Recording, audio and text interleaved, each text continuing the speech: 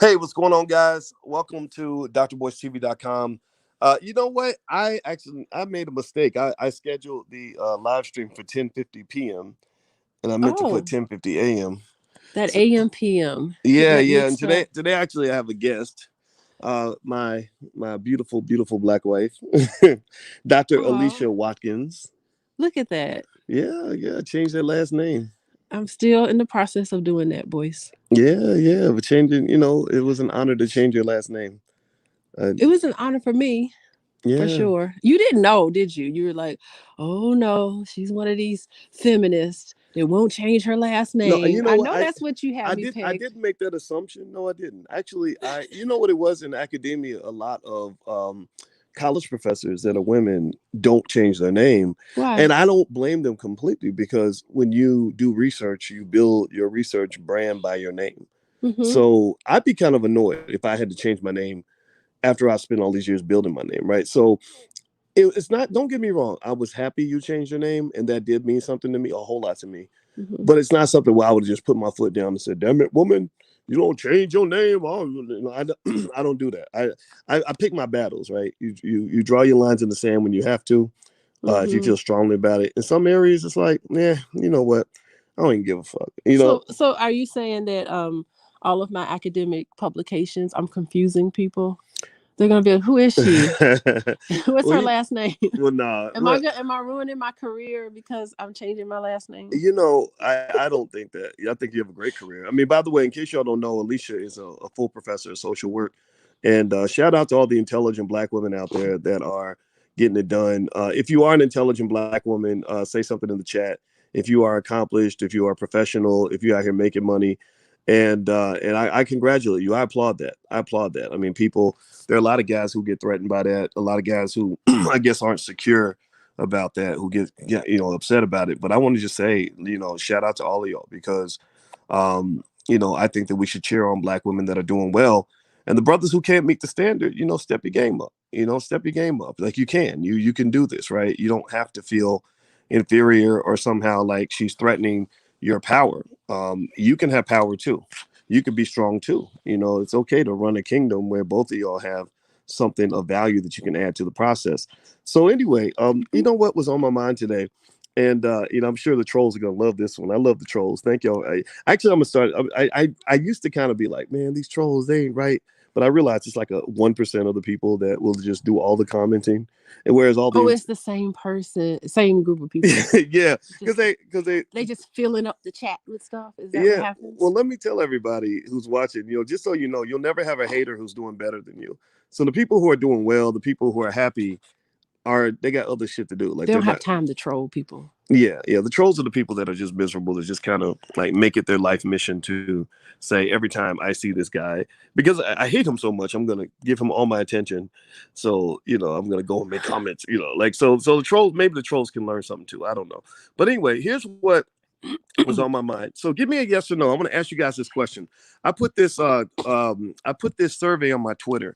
My Twitter is Dr. Boyce Watkins one. I'm gonna put the Twitter on the page so you guys can follow. Please follow because I don't really I want intelligent people to follow me. The idiots get on my nerves. I have to get rid of them. But I did a survey because I was really asking myself this question. And I'm gonna tell you exactly why I asked this question in a minute. I asked a basic question, a Kevin Samuels question. Now I know people might think it's because I'm attacking Kevin. I'm not attacking him. Kevin's a strong man. He's logical. He's intelligent, so he can understand the person's right to ask a logical question. So I said, does Kevin Samuels criticize men as much as women? Uh huh. Now, 14% of the respondents said he criticizes men more than women. 36% said he criticizes women more than men. 50% have said that they think he criticizes men and women equally. Now, I'm not even here to argue that result one way or the other. I'd like to first of all ask you guys a question. Do you think that type men, women, or both? If you think Kevin Samuels is more critical of men, type men. If you think he's more critical of women, type women. If you think both, type both. And we're not gonna make any comments about the other stuff about whether he likes women or not. I don't know. I like evidence, so but then again, there's all kinds of conversation on the internet about some of that. So I don't really know one way or the other. I don't care. Okay, so Wayne says both, David says both, Tommy says he talked about men for 3 years. Yeah, and if you notice, pay attention now. Listen to this. He didn't talk about when he was talking about men. He didn't get a lot of following. A lot of the men weren't listening when he was Oh. talking about men. Men, so when they say women don't like accountability, maybe we could say that about men too. Because when he was talking about men, Kevin didn't get a following. Kevin did not get a following until he became famous for that thing where he told that lady she was going to die alone. Right? If you Oh. remember, he did not have much of a following before that. So that's a thing that I think as a community we got to ask ourselves this question. So let me read more. Okay, Donna says women. Faye Brown says women. Uh, let's see here. Nika says exactly. Okay, yeah, she gets that point too. Um, let's see here. Bahir says he became famous on talking about women, but I heard he used to talk about men. Yeah, I heard that too. And I'm not gonna lie. I'm not gonna lie. It's kind of like the Kwame Brown scenario where Kwame did videos about me, and I didn't really watch all of them in their entirety. I would just hear from people, like Joe Brown's people and others who would call me and say, "Why is he, saying these things about you?" But I didn't watch the whole videos. I don't like watching a lot of YouTube videos except track and field. I watch track and field and I'll watch financial videos. That's it. Those are that's In pretty much. football. I do in football season. I do watch football. You're right. You're right. But yeah. But anyway. But I heard Kevin did a couple videos about me, and I think he was actually pretty respectful.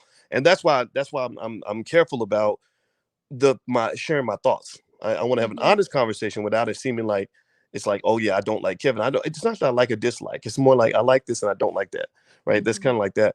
But here's the thing. Right. So um, I went to his page. Now check this out. I went to this page. Everybody who wants data, type the word data in the chat if you want data, like or facts. If you want facts, type facts. If you want feelings, if you're stuck in your feelings, then say feelings, right? Some people have feelings. Some people just are like they get mad if you give them facts that are different from their feelings. Like they get offended, right? So if you want facts, type facts, or if you want data, type data. If you want data and facts, do you say that? All right. So let me go ahead and pop this out. Last rider says, "Stay in your lane." Well, you stay in your lane. Go spend time with your kids. Go do something productive, man. All right. So anyway, let me read this to you. Let me show you guys this. I want you all to go to Kevin Samuels' YouTube channel.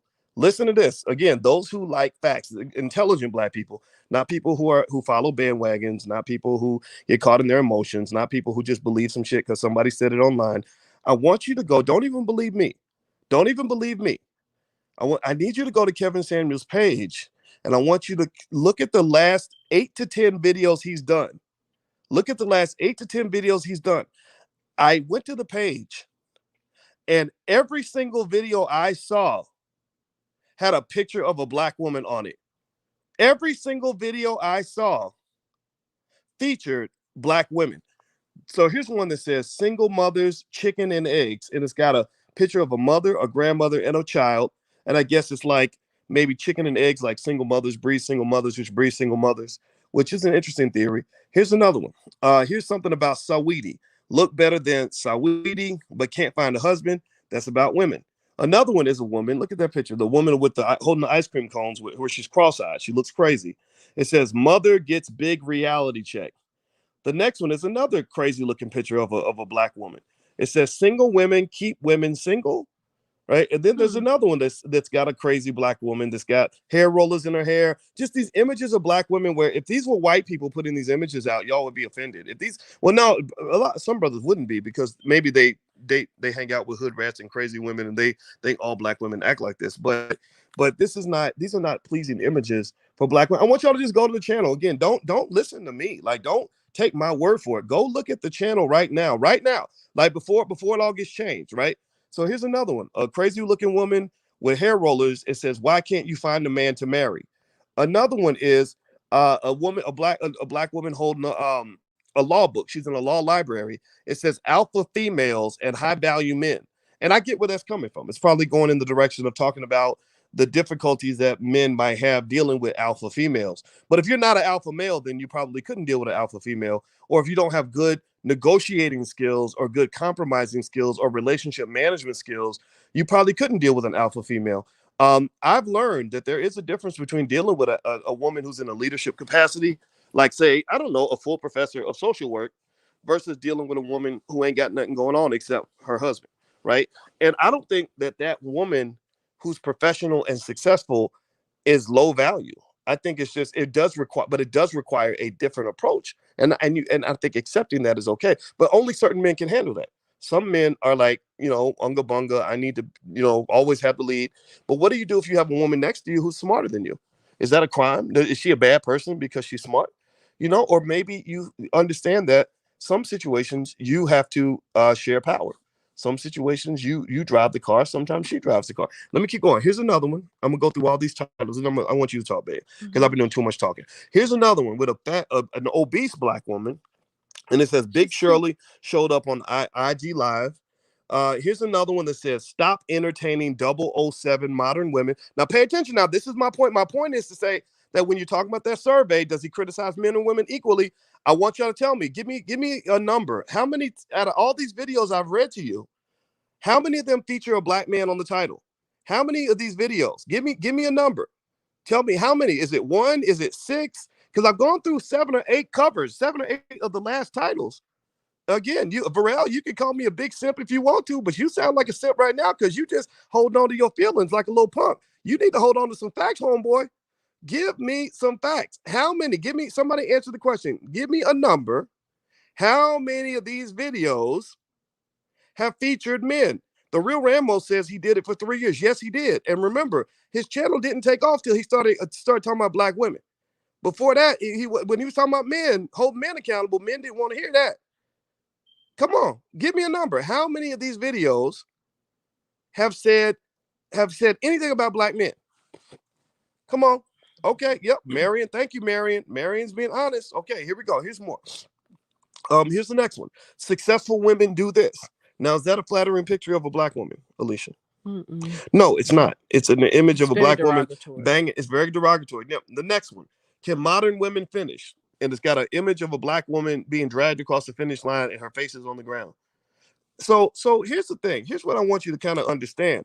And this is where I got to draw. This is where I'm just, y'all see me. Y'all saw certain areas where I draw the line in the sand. Because I told you, my goal is not to be popular. My goal is to be right. Because history will judge people like me based on whether we were right, not whether or not we fit in. Again, it's very popular to hate black women. It's extremely popular to hate black men. So I've gone to battle with these feminists, the heavy, hardcore feminists, the radical feminists who hate all black men and think black men ain't nothing but big balls of toxic masculinity. They hate me too. So if you hate me, join the club.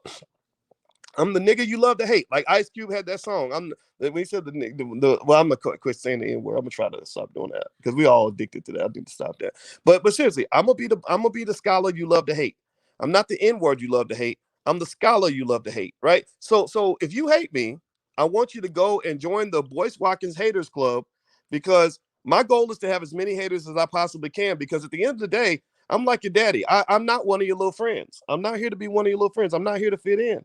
If some shit sounds stupid to me, if it's BS, I'm gonna call it out. I gotta do that. So I want y'all, everybody who is saying I'm tripping, everybody who says this is stupid, everybody who says this is wrong, give me some facts. If you ain't got no facts, then your point is incorrect. You being mad does not make an incorrect point into a correct point. So I'm gonna be quiet. Alicia, what do you think? Well, first of all, I'm very surprised to see that. All of those videos that he's done where he's just attacking, it looks like he's attacking black women. Mm-hmm. I'm really surprised that is okay, and he's gained so much popularity by really showing contempt for an entire group of women. Right. It's just not fair. And like, what does he want us to do? Does he want us to quit our jobs? Does he want us not to be successful? Well, here's what it is. Now I see people that are making comments. First of all, thank you. Since they made donations and then they made their comment. Oh, say the comment. That shows me that they're trying to respectfully get their point across, and I'm gonna respect that. So, except for this guy, Michael Smith says, "Dude, simping for his no prize wife."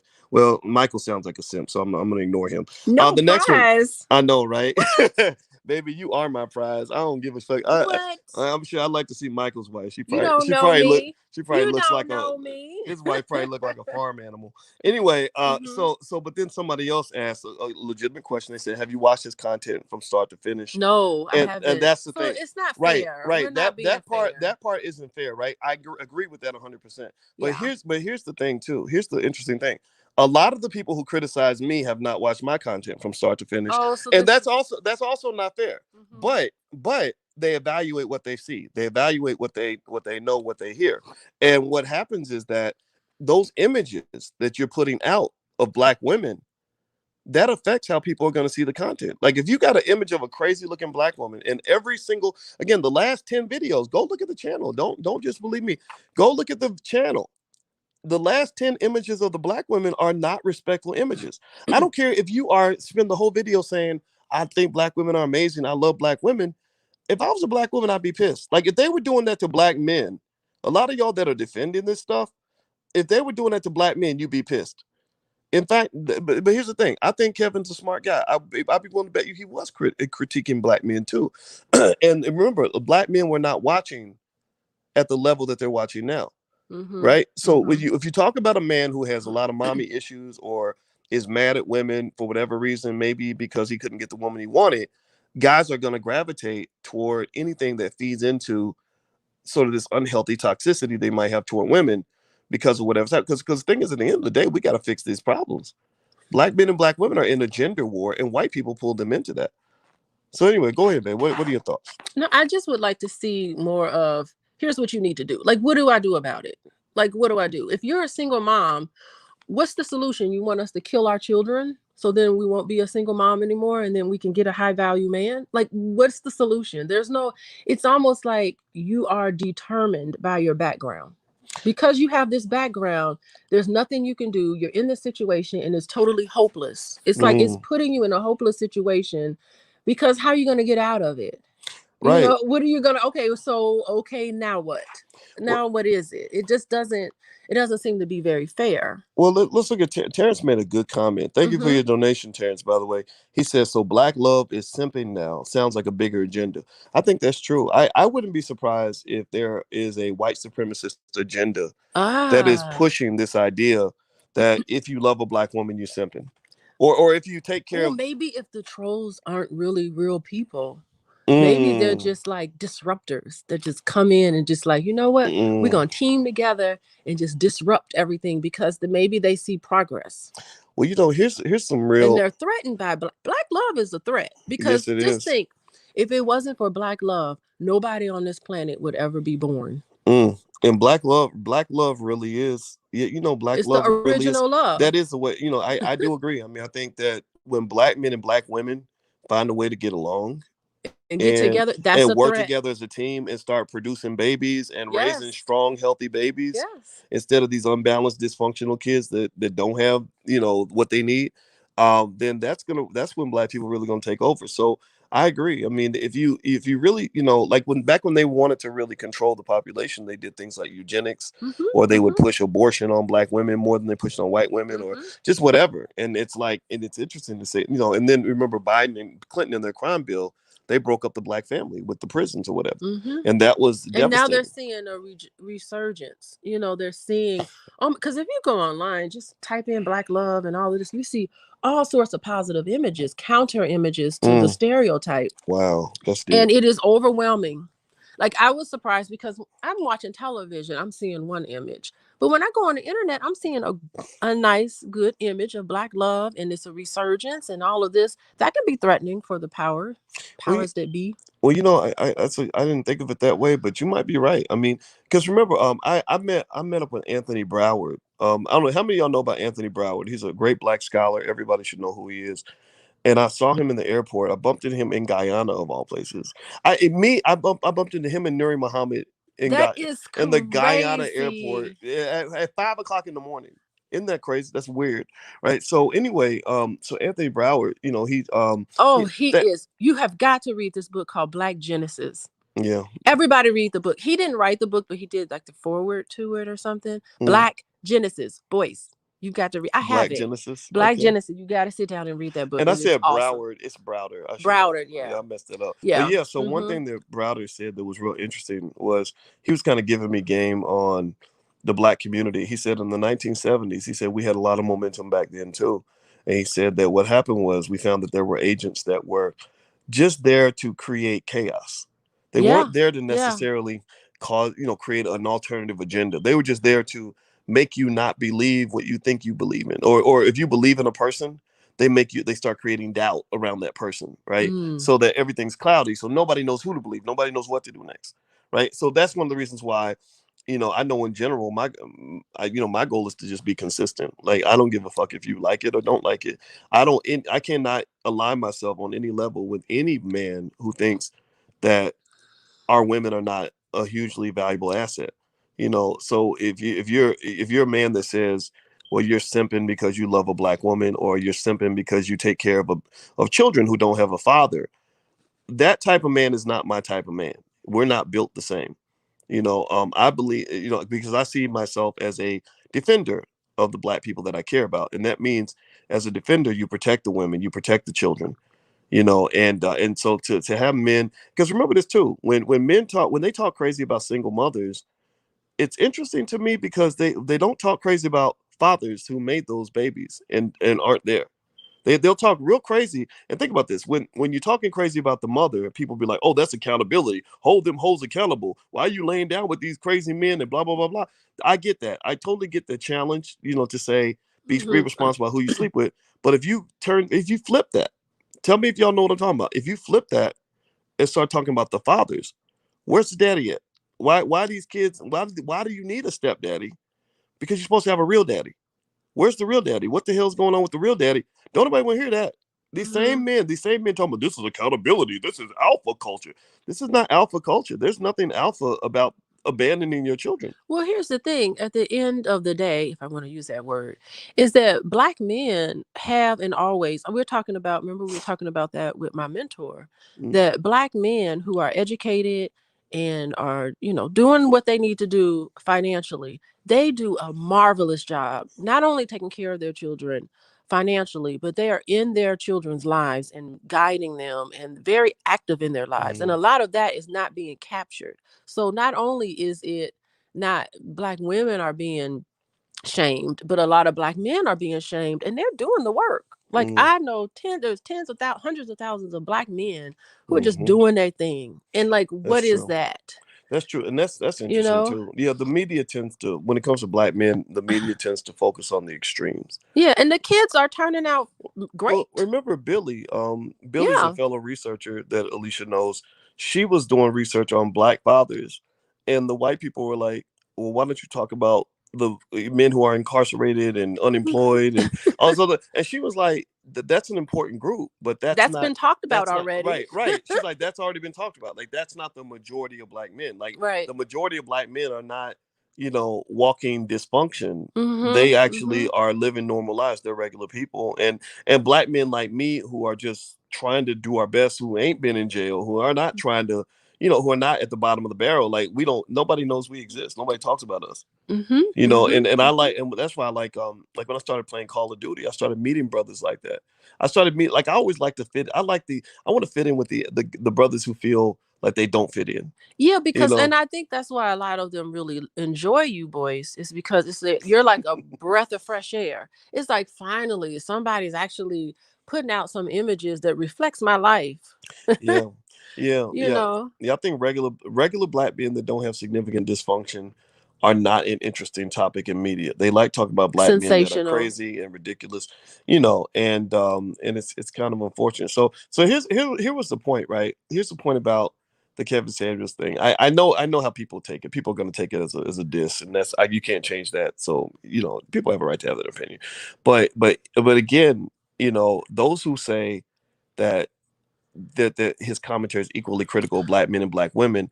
Unfortunately, the data does not support what you're saying. I know your feelings are what they are, and honestly, men, it's very feminine when you just lean on your feelings and don't actually look at facts and logic Logic. and logic, Mhm. right? Yeah. Like T. Khalik, I like T. Khalik a lot because T will just be logical.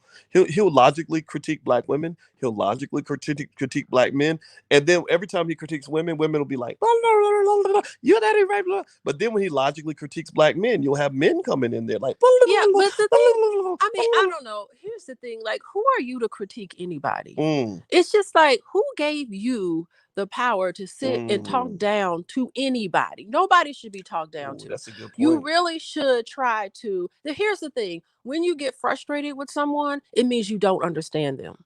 Mm-hmm. So why not approach it with a more let me try to understand what's going on with this situation, what's going on with Mm. you, So instead of so just maybe like like a throwing little bit things of at them. trying to understand, trying to connect, trying to be a little empathetic. You always have to be empathetic, because think about it.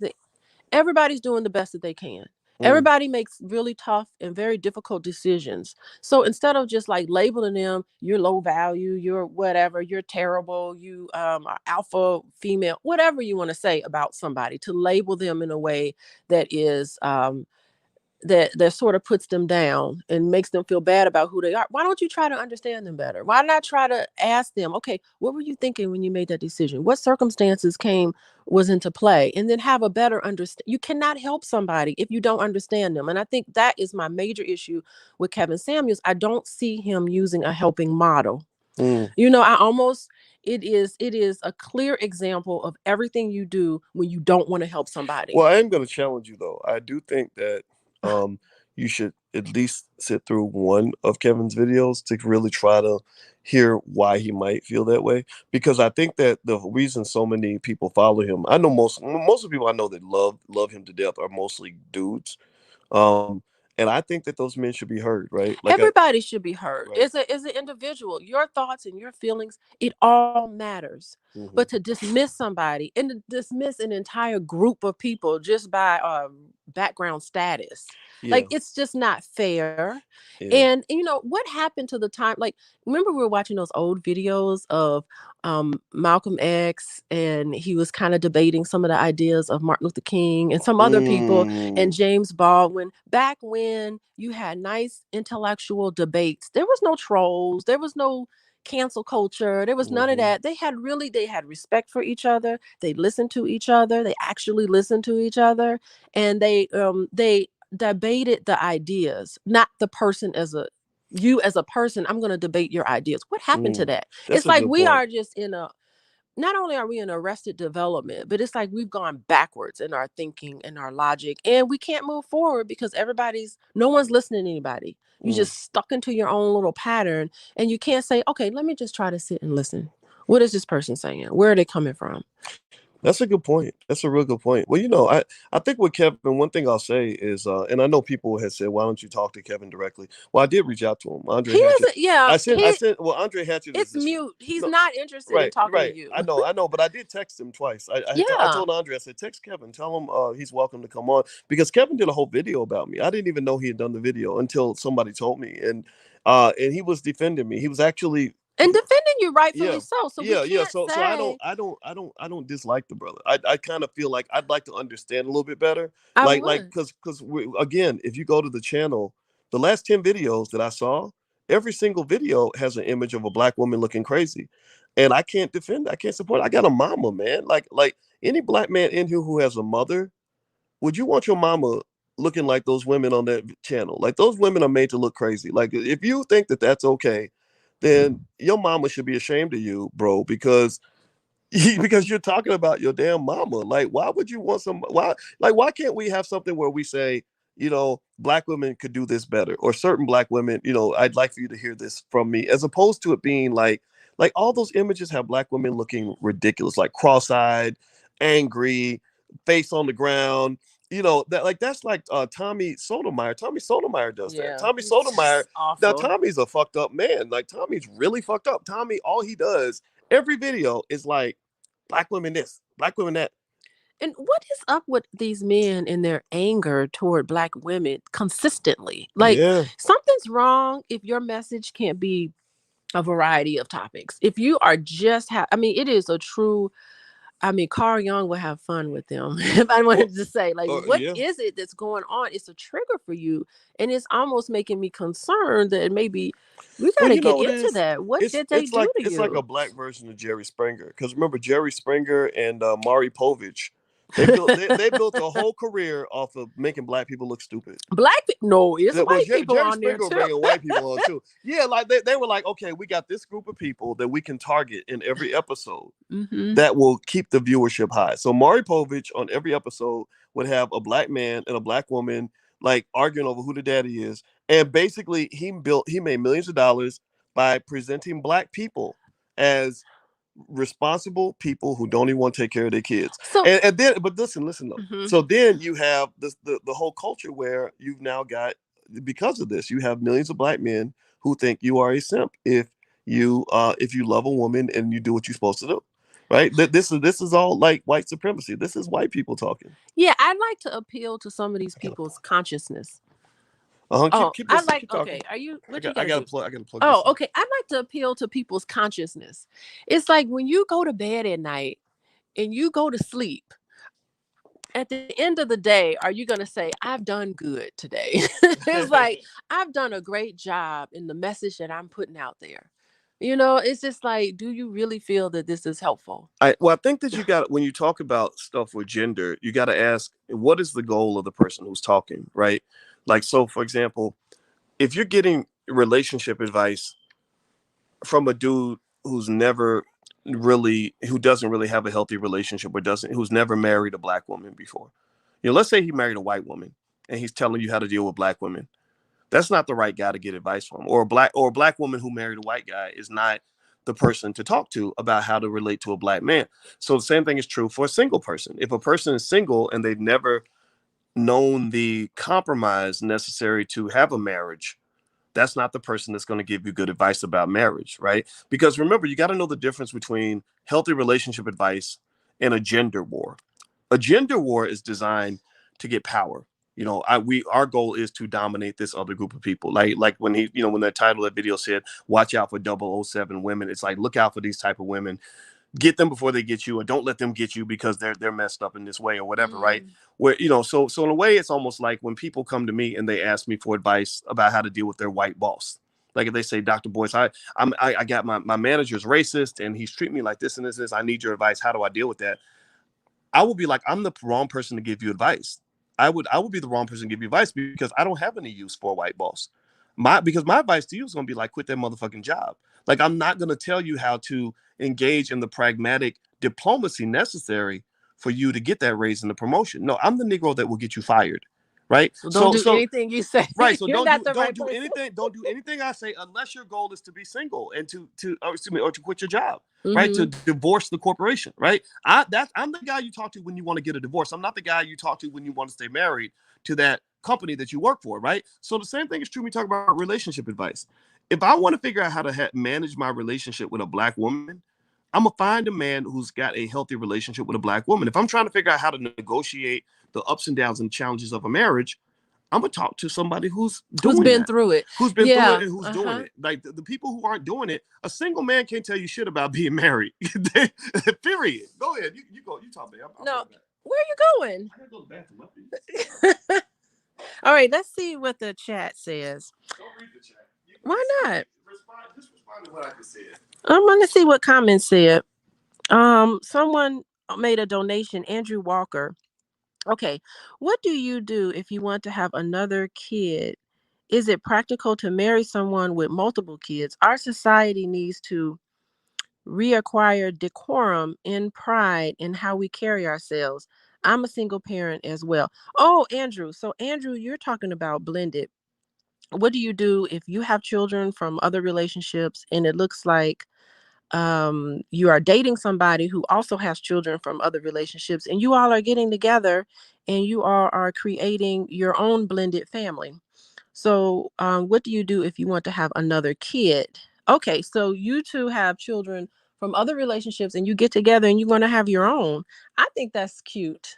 I love What? it. Did you want to have your own? Have a blended family and then you get together and you have your own little love child. Well, I think that's nice. most families in America are blended. Actually, like that's Yeah, very 40 common. million, over 40 million. 40 million families or 40 million people. 40 million individuals Really, have that's a some that's sort of a blended yeah. family. And I Blended think it's families are rare. beautiful. Most of us grew up in a blended family. I mean, most people grew up with with a single mom or with a stepfather or something like that. I don't know how many of y'all grew up in a blended family versus like a standard like mom and daddy both raised me kind of situation. How many of you either grew up with a single mother or with a stepfather or both or something like that? Say something in the chat. Let's see. So Andre Walker's question. Andrew Yeah, I Walker's. just put his question up because I thought it was What do you do if you want to interesting. have another kid? Is it practical to marry someone with multiple kids? Our black society needs to reacquire decorum and pride in how we carry ourselves. I'm a single parent as well. Yeah, that's a great question, man. And first of all, thank you for your donation, Andrew. I'll say this. I'm old school with it in the sense of saying I think that children are better off when they're raised by their original mother and their original father. So anybody who wants practical thoughts in terms of how to manage that, just understand like your family is your first business. It's very hard for you to go out and build wealth and do all these other things if your family situation is all chaotic because that's going to take away resources. It takes away your money, it takes away your time, it drains your emotional energy. So if you're a man and you're picking a woman, you got to pick a quality woman to try to build with that really wants to build, that values fatherhood, that's going to make her children respect the father. So if you marry a woman like when I married Alicia, she makes sure those kids respect me, don't you, babe? Oh well, the kids. I'm coming down on them hard. Nobody disrespects my man. Yeah, I agree. Right, right. Yeah, yeah. uh-uh. So when they get that little attitude like teenagers get, the fact that you step in and you're like, we're not doing that today, that means a lot. Like that means a lot because if you were a person who's like, my baby can do no wrong, I wouldn't deal with that. Like who would want to deal with that? Who wants, Yeah, that is difficult to because it do because when you kid. can't say nothing bad about your child and you start getting all defensive and stuff. That just doesn't work. Yeah, because you're a team. You work together. You work together as a team to manage the kids. And that's what Mm. we do. And we do it with much more success than failure. Somebody But said, someone right. Dr. Boy said you're allowed to beat the children. Sorry, this We could ain't beat them together, man. You right. This ain't I ain't Chicken George. This No, ain't but this ain't a plantation. in all honesty, like the kids are very well behaved for the It, most part. I mean, well, at the end of it, like they have their moments where they kind of get on our nerves and stuff. But they're good kids. They make good grades. They do very well. And we have moments where I'm just like, ooh. yeah. Well, and that whole thing, beating the kids. Like I grew up in that space, and I think that there's more efficient ways to raise your kids than to have to beat them. I mean, don't get me wrong. I don't think that a person who spanks their kids is necessarily a bad parent. But I do think that there are better ways to deal with kids. I don't think beating the kids is like should be the first resort all the time. Um, let's see. My parents married each other first and had kids after. Yeah, I think Hmm. that's the ideal Mine did situation. too. Yeah, Mine like got married. like really, when I talk to women about picking a man, like I'm gonna tell you a lot of the guys that kind of just blanketly defend attacking black women. If I was a black woman, I would not want to marry none of these dudes. Like because they see no value in it. They think that marriage is for simps and all this other stuff. And it's like, good lord, like who would want to like think about? I don't know. It's almost like if you're looking for I don't know somebody who it wants a job at your company. Why would you hire somebody who's like, I ain't taking no orders from no boss. You can't tell me what to do. I ain't doing nothing. I want my paycheck, but I don't want to do no work. I don't want to do no work. I'm gonna stay home. Well, Well, you're not marriage material. I guess that's what that says. yeah, yeah, yeah, and that's fine not to be. Like if that's where you are mentally, that's where you should stay. And also remember that a lot of the people that might say it because they're young, because they unfortunately they haven't heard strong male voices that tell them like, hey man, just relax. Like you ain't gotta be like gang banging over breakfast every day. You ain't gotta get up every morning like fuck these bitches, fuck these hoes. You gotta run these bitches. Like that kind of mindset is like, dude, like relax. Like you can still be a confident, secure man and still respect a woman. Like, still like be like nice to like don't trick yourself off to any girl, any pretty girl that walks by. Because that's what happens. A lot of these guys they get played by some of these predatory women. There are predators in the Yes, there are. yeah, Yes, there there's some are. women out here that will run circles around these guys. So they go from one extreme to the other. It's like the guy who is normally a coward. So he says, "Well, I'm never going to be bullied again." So he becomes like the bully. Yeah, He becomes yeah, crazy. Like yeah. oh, I'll shoot him. I'll kill everybody. And it's like no, just like don't be a punk, but relax, like just think carefully before you go to war with everything. And I think that that's something that and that's something I got with my father was with him being my father was the strongest man I knew. He wasn't scared of nothing. I mean, he didn't show it anyway. Like my dad was just like a soldier in every way, but he also showed me like a soldier can have a soft side, because that's part of being a soldier is knowing you can be soft and knowing that doesn't make you a punk, that you can be Mm-hmm. soft and strong at the same time. Oh, your father is the epitome of what it means to be a man. Like, really. I mean, he loves his family dearly and is not afraid to shed a tear and get sentimental. But at the same time, he's definitely tough. You Yeah, know, so I love that about him. I love yeah. Papa Larry. Well, that's. I mean, that's anybody who's like hard all the time ain't Hmm. really hard at all. Like if you hard all the time, that means you just scared of any form of vulnerability because you can't handle it. Like you'll break down emotionally, you know. And I think that the strongest people I know are the ones who can be vulnerable and know that there's gonna be, you know, that sometimes it's not gonna work out for you, but you're okay. You can bounce back, you know. And so What? I Somebody saw wrote what? funny. I should read the questions of the people that gave money. I mean, if they gave money to say some smart aleck shit, then I Let should at me least see what they read it. say. So somebody said, "Why didn't Alicia marry the thugs that got her pregnant in the clubs?" Who got me pregnant in the club? What thug got me pregnant? I think he's being. I think he's just deliberately being. Oh my goodness. Yeah, I don't date no thugs. What's that? yeah. That's a. What is that? Please talk to these ladies about dating thugs, like Well, I mean, there's these nothing to fake thugs. say. I mean, you just Give that's these young girls some advice so they don't go dating these crazy, ridiculous men. you know, you like who you like, you know, and so Yeah. there are just some people that maybe it's a phase that you're going through. You're going through my thug phase. You know, I don't Mm, know. I don't like to talk. I don't want to tell people don't date a thug. It's like someone who's a what is a mm. thug? You know what I mean? It's like someone is a thug is not worthy of love. No, I mean just if they live that life, maybe they are worthy of love. That's true. You know, so I don't know. I don't want to Well, go Tupac into was a thug. everybody to each its own. So I don't want to tell anybody not to do something and I don't want to tell anybody look, the way I date is it fits me. It fits my personality. Like you are the perfect fit for me. You know, a Mm, thug may not be, but it might be for another person and that's good for them. Like I think that whatever toots your horn, if I should say, whatever resonates with you, whatever gets you going, go for that. Like some hmm. women like the thug, and that's wonderful. You I don't know, I think it's don't think wonderful. Let me give you how another is point of that view. not Let me wonderful? give you another point of view. Thugs need love No, I too. do. I know they need love, but a thug ain't gonna really love you back unless he's a lovable thug, right? So maybe some guys have that balance. Like I'm a thug, but I can be really loving to my woman. That's totally cool. Don't get me wrong. I mean, some people would have said my father was a thug, you know, based on the way he was in his 20s. He was quick. Well, that's what your mama liked Right, at the right, time, you right, right, know. right. But here's the thing though. You Uh-huh. can't.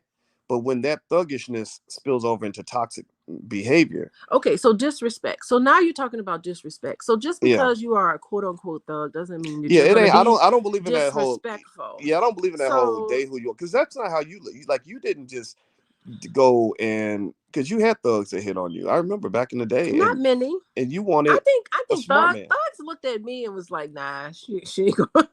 They didn't No, even like try that. to approach me. Remember that dope dealer that offered to pay your rent Oh, back that was in 20 something years college. ago. He Yeah, was feeling. I and think you he were was feeling smart. me You out. were smart because you said I don't want to be around a man that might get me killed or sent to prison. Yeah, because all I saw. Yeah, he did. He gave me a proposition. It wasn't a sexual proposition. It was just a proposition for But me to do it probably something. would have been eventually It sexual. wasn't that way, and I just said no. I'm not gonna do. I don't need the money like that. Even if Mm. I did, I was like, that's illegal. So I just didn't want to be part of that, and I could see myself going to jail, Yeah, and well, that just wasn't my thing. well, you know what? I You think know. it's about like being like thoughtful and logical about who you tie yourself up with. That's what that says to me. Like it's like, Mm-hmm. and a Mm-hmm. lot of people think that relationships and dating should just be purely emotional. Like she's really pretty, so I'm gonna get with her, or he's really nice to me, so I'm gonna get with him. I personally have always been when I thought about getting real serious with a woman, I tried to look at all the things about her, not just what she looked like. Like I think you're the most beautiful woman I ever saw. To this Thank you, day, baby. I Oh. mean, I look at you every day, and I just remember how beautiful you are. But that wasn't going to be enough for me to tie my life to you because I value myself, and Mm-hmm. valuing Mm-hmm. myself means I got to look at how this fits into everything else I got going on as a human being. Like, I have met gorgeous women around the world because I'm famous and that's what happens. And if I got any sense that a woman was gonna blow up my spot, like just mess up the shit I got going on, I wasn't messing with that. I always felt that Oh, like you can't bring them around people yeah, yeah, because you know like if you they're bring, gonna mess if up, yeah, or yeah, there's some different categories, right? embarrass Right, you or right. something. Well, first of all, there's the woman who will embarrass you in front of other people. That's Oh, I hope I've or in never front of done your that to family. you. No, you don't. You don't. Okay. You handle yourself very well in public. There's also the woman who, if she gets mad at you, will, go and be like, I'm gonna do a tell-all video about how much I can't stand boys. And it's like, wait a minute, you thought I was amazing 6 months ago, and now you Oh, that is a now you real want to convince people that I'm concern. the devil, right? Because I've seen that. I've seen people like that, Yeah. and nobody really, because people don't critically think. They're not like, well, if you think this person's so terrible, why did you ride with them for 3 4 years? All those kiss and tell kind of people who get Yeah, mad at you I'm not a fan and of the then they'll kissing. try to ruin your name Yeah, because you like I didn't do and what they wanted. and that's the thing. As a Hmm. man, I know as a man, you just don't do that as a man. Like you would never see me be like, I'm gonna do a tell-all video about this, about this woman I slept with years ago and what kind of a slut she is, and like men don't do that typically, and it's only women that are allowed to get away with that. I find, you You know, think they get away with it? I think that smart people see right through it. I think smart people are Yeah. like, okay, you're sounding crazy right now. Like you got to watch out for any of those people. Because you're gonna come off as somebody bitter. Like, Yeah, oh, you dated someone and it didn't work out. Now you're gonna do a tell all because you're bitter and mad. Like, just move on with your life. yeah, but well, the Let it bit go. well, bitter people, yeah, yeah, people that come off as bitter like Mhm. that won't leave it alone, they keep going back to it. Because I've got people like that all over the internet, and most of these are people that I used to take care of. Like if you really do the research and go back, you'll see where I used to hook them up and give them opportunities. And then what happened was they did some ridiculous dusty shit, and I don't give a fuck. Like I will cut you off, like just like I will cut off parts of my audience. I've done that deliberately to say I don't agree with this. And if you can't handle me telling you I don't agree with this, then you should just go. I want you to leave. So I No, could. they'd rather stay and argue with you about it. Some people would. Some people would. Right, right. So shout out to the trolls, like because trolling is a sign of respect, and I appreciate that. But it's like but generally, like I've always been like that since I was little. Like Oh, since you were little. since I was a kid. Yeah, my mother said when I was little, I didn't give a fuck. She said she would put me in front of the TV and I would Uh-huh. watch NFL games all day and didn't need to I could play by myself. I didn't need to have a bunch of friends. I never had, Wait, you didn't need to have friends when you were. You're not autistic, are you? I A could have little been. bit on I the. Are probably you a little bit am. on the spectrum, I boys? probably am. Oh my God. I know I'm ADHD, so now I got another Are you diagnosis. ADHD? Yeah, I I could love be. it. I Yeah, love well, it. the good side about that though is I just kind of maybe you call that an attachment issue, and I probably do. My mother, when I was born, my mother, it was me and my mama in the hospital. There was nobody else in the hospital except me and my mama. And for that, I will always be devoted to that woman, and that's why I will admit I take great concern when I hear people disrespecting single mothers and the mothers that are really putting in the work for these kids. I mean, half these motherfuckers were raised by a single mother, and you out here talking about somebody else's mama like she ain't shit. Well, you would never want them talking about your mama like that. When your mama was struggling, working two jobs, taking care of your little dusty ass, and now you growing up and you Have because hatred toward them. because some girl broke your heart, you think it's okay to just go and attack single mothers unconditionally. Now, wait. You mentioned that you think you have attachment issues. I'm just real curious about that. Like, what do you mean by that? Well, the attachment issue probably came from the fact that I knew I didn't really belong to hardly anybody except my mother. My father did not want me. My father was. Well, are you sure your father didn't You want think there's you? more to the story, but I've met my siblings. My siblings are not nobody. I rarely met anybody who didn't feel the need to apologize for my father's behavior. My father was like a lot of these dusty bitch ass men out here that just Okay, okay, hold don't on, hold respect. on. So Okay, so so you know I don't what? believe in Now what? putting down people. Like, You know what? I think that Now the we no no reason, no. You know what it is? Now yeah, you're uncovering my trigger. that's your trigger. So here's the thing, like, just as I'm talking about people make decisions and you don't know what the circumstances are and Hmm. the reasons why individuals make the decisions that they do, and it's worthwhile to try to explore some of those things. I think we should do that also for our parents who fall short. Well, If our you parents, know what? our biological parents who fall short, we do need to try to have a Well, better how about understanding this? as an Well, adult. how about this? Okay. Instead of me dissing my I father, don't think you should diss him. right? Instead of me Because you dissing, know what? okay. Instead of I love this man because first of all, he's your biological father. Half of you belongs to him. So how could I not like him? I love this man. May he rest in peace because you're the reason why he's the reason why you are here. And there's part of you that's your mom and then there's part of you that's your dad and I love that part. okay, So I think he gave you the best of him. okay. So let's not talk about my father So I anymore. think it's beautiful. Let's not talk about my father anymore. And I Okay. want to talk about my father that raised me. My Okay, we father can that talk raised me, about him. who was a stepdaddy, and but I didn't call him a stepdaddy. He was my daddy, Mm-hmm. and I appreciate and I honor him because he took good care of me. He really had my back, and he really loved me. And he let people know that are if you even consider the idea that he's not my son, I will kick your ass. And I love that. That gave me a sense of belonging. Yeah, That because that your that father, can I just jump in here? Your father, and the father that raised me. no, no, no, I'm sorry. We're not We're talking not about talking no no. about your, I know, We're I know, I know. I don't want to talk about. Hold on a second. Can I Okay, comment? Can go I ahead. please make a comment? Go ahead. I'm not talking about your father, I'm talking about your daddy. Your daddy is the person when you were very young, a toddler, he adopted you. You know what I mean? And that's your daddy. You know what I mean? That's your daddy. That's the man that raised you in his home. He took care of you. He loved you and he did a wonderful job raising you because the man you are today, that I admire so much, I can attribute all of that to Papa Larry. Okay? So that's the beauty of it. That is your daddy. He raised you and he contributed to the wonderful person that you are right now.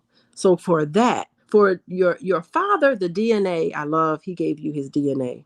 You are brilliant. Mm-hmm. And part of that is because of your father biologically.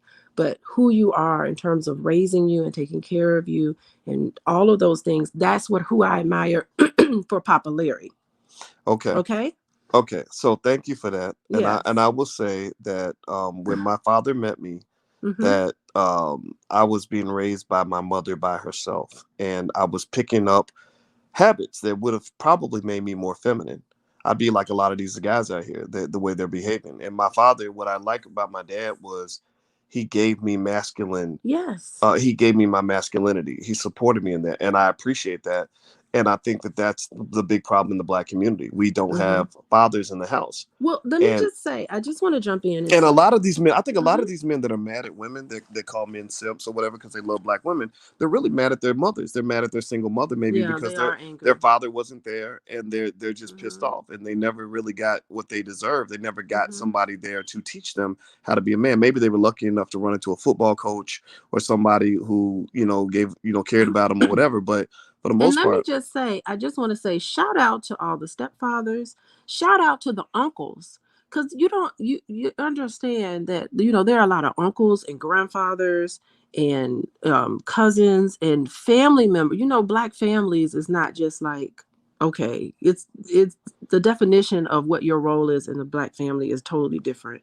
So there are other men in the family that can step in and really do a good job of raising children that are in the family. So stepfathers, uncles do a wonderful job taking on their nephews and nieces and grandfathers. I had a very strong grandfather. My grandfather, my dad's parents, they were married forever, and he stepped in and he did a wonderful job. Like, there's so many different people who can contribute to a child's life, so it's not all doom and gloom, boys. well, Hmm. I do agree. I don't think it's all doom and gloom for sure. Yeah. And I think and I know we got away from the original topic of Oh, the the Kevin original Sam topic. well, the Kevin Samuels thing. I think I think that it's I would just ask this real basic question, right? If every one of his headlines had a black man on it and said black men, let's take every title. Let's look at his last 8 videos. I'm looking at real data here. This is not feelings. This is facts. Hit the thumbs up button, by the way. Please hit the thumbs up button if you haven't done it, or you can hit thumbs down if you feel thumbs down. That's fine too. Um, So look at the so here's the first one. Single mothers, chicken and eggs. So what if they had something about, like single daddies or baby daddies, like men who have babies without, and are stuck in child support court and can't afford to pay child support? Would that have gone over as well? Here's another one. Look better than official Saweetie but can't find a husband. So what if he was making fun of men who can't find a woman? Right. Then there's another one with the black woman with the ice cream cones with her eyes crossed. Mother gets big reality check. So what if they had a crazy image of a black man looking dusty and pathetic, and said, you know, father gets big reality check, or black man gets big reality check. Then there's another one. Single women keep women single? Question mark. This one has the image of a black woman looking crazy again because she's like holding her fingers over her eyes, in a weird, like looking like Batman. Like a lot of this one with the black woman with the hair rollers in her hair. This one with the black woman about alpha females, and the she's got the law degree, right? I know that it's kind of interesting because I think that a lot of the people that think that that's cool, if they did that, if every cover had men on it, because I can tell you, I know for a fact that when I challenge men, a lot of those men, so same men who say we should hold women accountable, those men don't want to be held accountable. Like they get upset, they start whining and complaining, and oh, you simping and blah blah. Okay, well, I wasn't simping when we were all getting together talking about how black women need to be held accountable. You're okay with that, but That when you're word being held accountable, the word that's kind of accountable kind of bothers me a little bit in using that word in that context. Holding people accountable, it to me it just seems like there's a lack of understanding. It just seems like what people do is so complex, and how people make decisions. It just doesn't seem. It seems rude to yeah, me. but I don't like rudeness, and I don't like meanness. well, I do, yeah, I agree, but And maybe I'm all alone I tend to, in my let's be yeah, kind to yeah. each You other you have island. more of a kumbaya approach. I'm more like, Well, I don't because know think if this about is it. I mean, kumbaya there's some people. really. Well, there's some people that think I'm rude. When I pretty much gave my truth about the stuff with Kwame or the stuff with Kevin or whatever. It's like, like Dr. Boyce, why are you saying this? Because I don't give a fuck. Because I really am not trying to make friends. I'm really trying to alienate you, and I'm testing our relationship to see if you're committed to your feelings, or if you're committed to facts and truth and trying to understand each other. If you're committed to that, then we can talk. But if you're not, if you're committed to just following a Yeah, bandwagon, I think. I'm not a bandwagon person. I don't believe in that. I've never done it. I don't support it. I think it's stupid. I think it's why your community's losing. Right. So ultimately, I think being rude is okay. Right. So in fact, that's the one thing I like about Kevin is I like that raw, like, give it to them the way it is. But the problem though with the rawness, the only problem though is that I think when you get to the point where you tell somebody they're gonna die alone, I think that's a little bit much, right? Like I think kind of because the other thing too is I think part of the reason there's some of this gay conversations coming out, because y'all know a lot of people think Kevin's gay. Now, do I know if he's gay or not? I don't know. I don't even care because I don't pay attention to what a man does in the bedroom. It doesn't matter to me. But here's the problem, though. Here's the reason why I think people have a legitimate reason to ask that question. Not just because of what they saw in the high school pictures and everything else. I mean, Vicky Dillard made a pretty strong point, in her video. So I'd love to hear his response to that. But the reason it matters is this: if you're talking about black women, there's a difference between a black man talking about black women from a place of love versus a black man talking about black women from a place of contempt. There's a Mhm. difference between me Just talk making fun of right, black women, right, making exactly. fun of them. Exactly. And there's a Yeah. difference between me talking about black women from a place of cooperation and saying I honor the black woman and I want to find a way to get along with her, versus me talking about black women and saying that's the competition. I need to eliminate the competition so I think, again, I'm not even really saying the gay stuff is true or not. Again, I wouldn't I mean I'm not gonna I'm just keeping it 100 and honest. When I did see those pictures from high school and I saw Vicky was reading, she said he likes dancing, clothes, and meeting people. I don't know about any dudes in here. I mean, seriously, I'd like to ask the fellas, like, is that what you would have put in your yearbook? You like dancing, clothes, and meeting people? I didn't put none of that. I was like, I like football. I, Track like, and field. yeah, I run Yeah. track. Like I like dancing, clothes, and meeting people. Like that makes you, that's definitely, how about this? That's definitely like at least metrosexual. Is it gay? I don't know. I'm not judging. But I'm saying that it doesn't help the rumors when all the images in which you're talking about black women, every image, again, I went back and I looked at the last 10 videos. People can't argue with me about this. You can argue about how you feel, but you can't argue about what's actually there. This is what is on the page. It has images of black women that are not flattering images. Mm-hmm. Like you can find images of beautiful black women as quick as you can find an image of a black woman with rollers in her hair. Yeah, I honestly would like to understand his psyche a little better. I would Yeah. like to understand. I would It love. would be I would. really cool to understand like where he's coming from and why he feels the need to do that. Like, there's a lot of people on the internet that I would like to sit down and just have a therapy session with. That I just want to say, talk to me, like explain this to me. Like, I would love to interview. Well, you know what, a lot of people. and that's where, here's where we can be fair, right? Yeah. And I want to make sure we because don't. he has a story. I know, but to hold on, tell. babe. Wait, hold on. Mm-hmm. I want us to be 100% fair. If Kevin ever wants to come in here and have a conversation, I will have that conversation with him. I don't know what conversation I can have with Kwame Brown. I don't know what conversation I can have with Umar. So those conversations, I don't know if they'd be productive. Kevin, I would talk to him in private and in public, and I would go on his channel if he wanted me to. He could come on my channel if he wanted. He's talked about me on his channel. I've talked about him on mine. He did a whole video about me, and he wasn't totally nasty from what I heard. I had to admit to everybody, I don't really, when people do videos about me, I don't really watch. I don't watch a lot of YouTube videos. I just don't.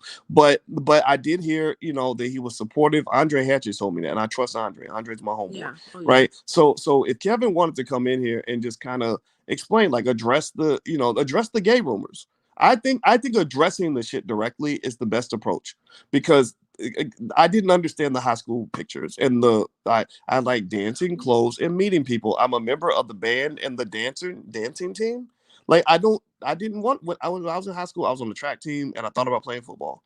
Never once Do you want to join the dance squad? did I want to join the dance squad. I do know people, because I did go to performing arts school, and I do know some of the men in the dance, and I just know how they were. But they were dance majors. Stop it! You're being homophobic. I'm not. I'm just saying there were when you go to performing arts school, there were male dancers, and I just remember how they were in the hallway.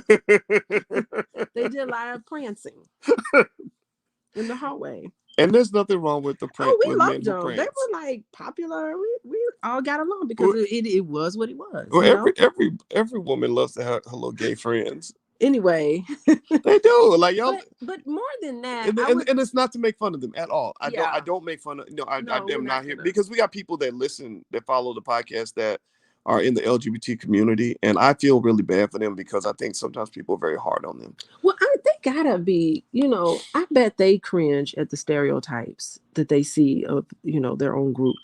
Mm-hmm. And it's derogatory. Gotta Noel says. What? What do you say? She said Kevin Samuels reminds her of Leroy from Fame.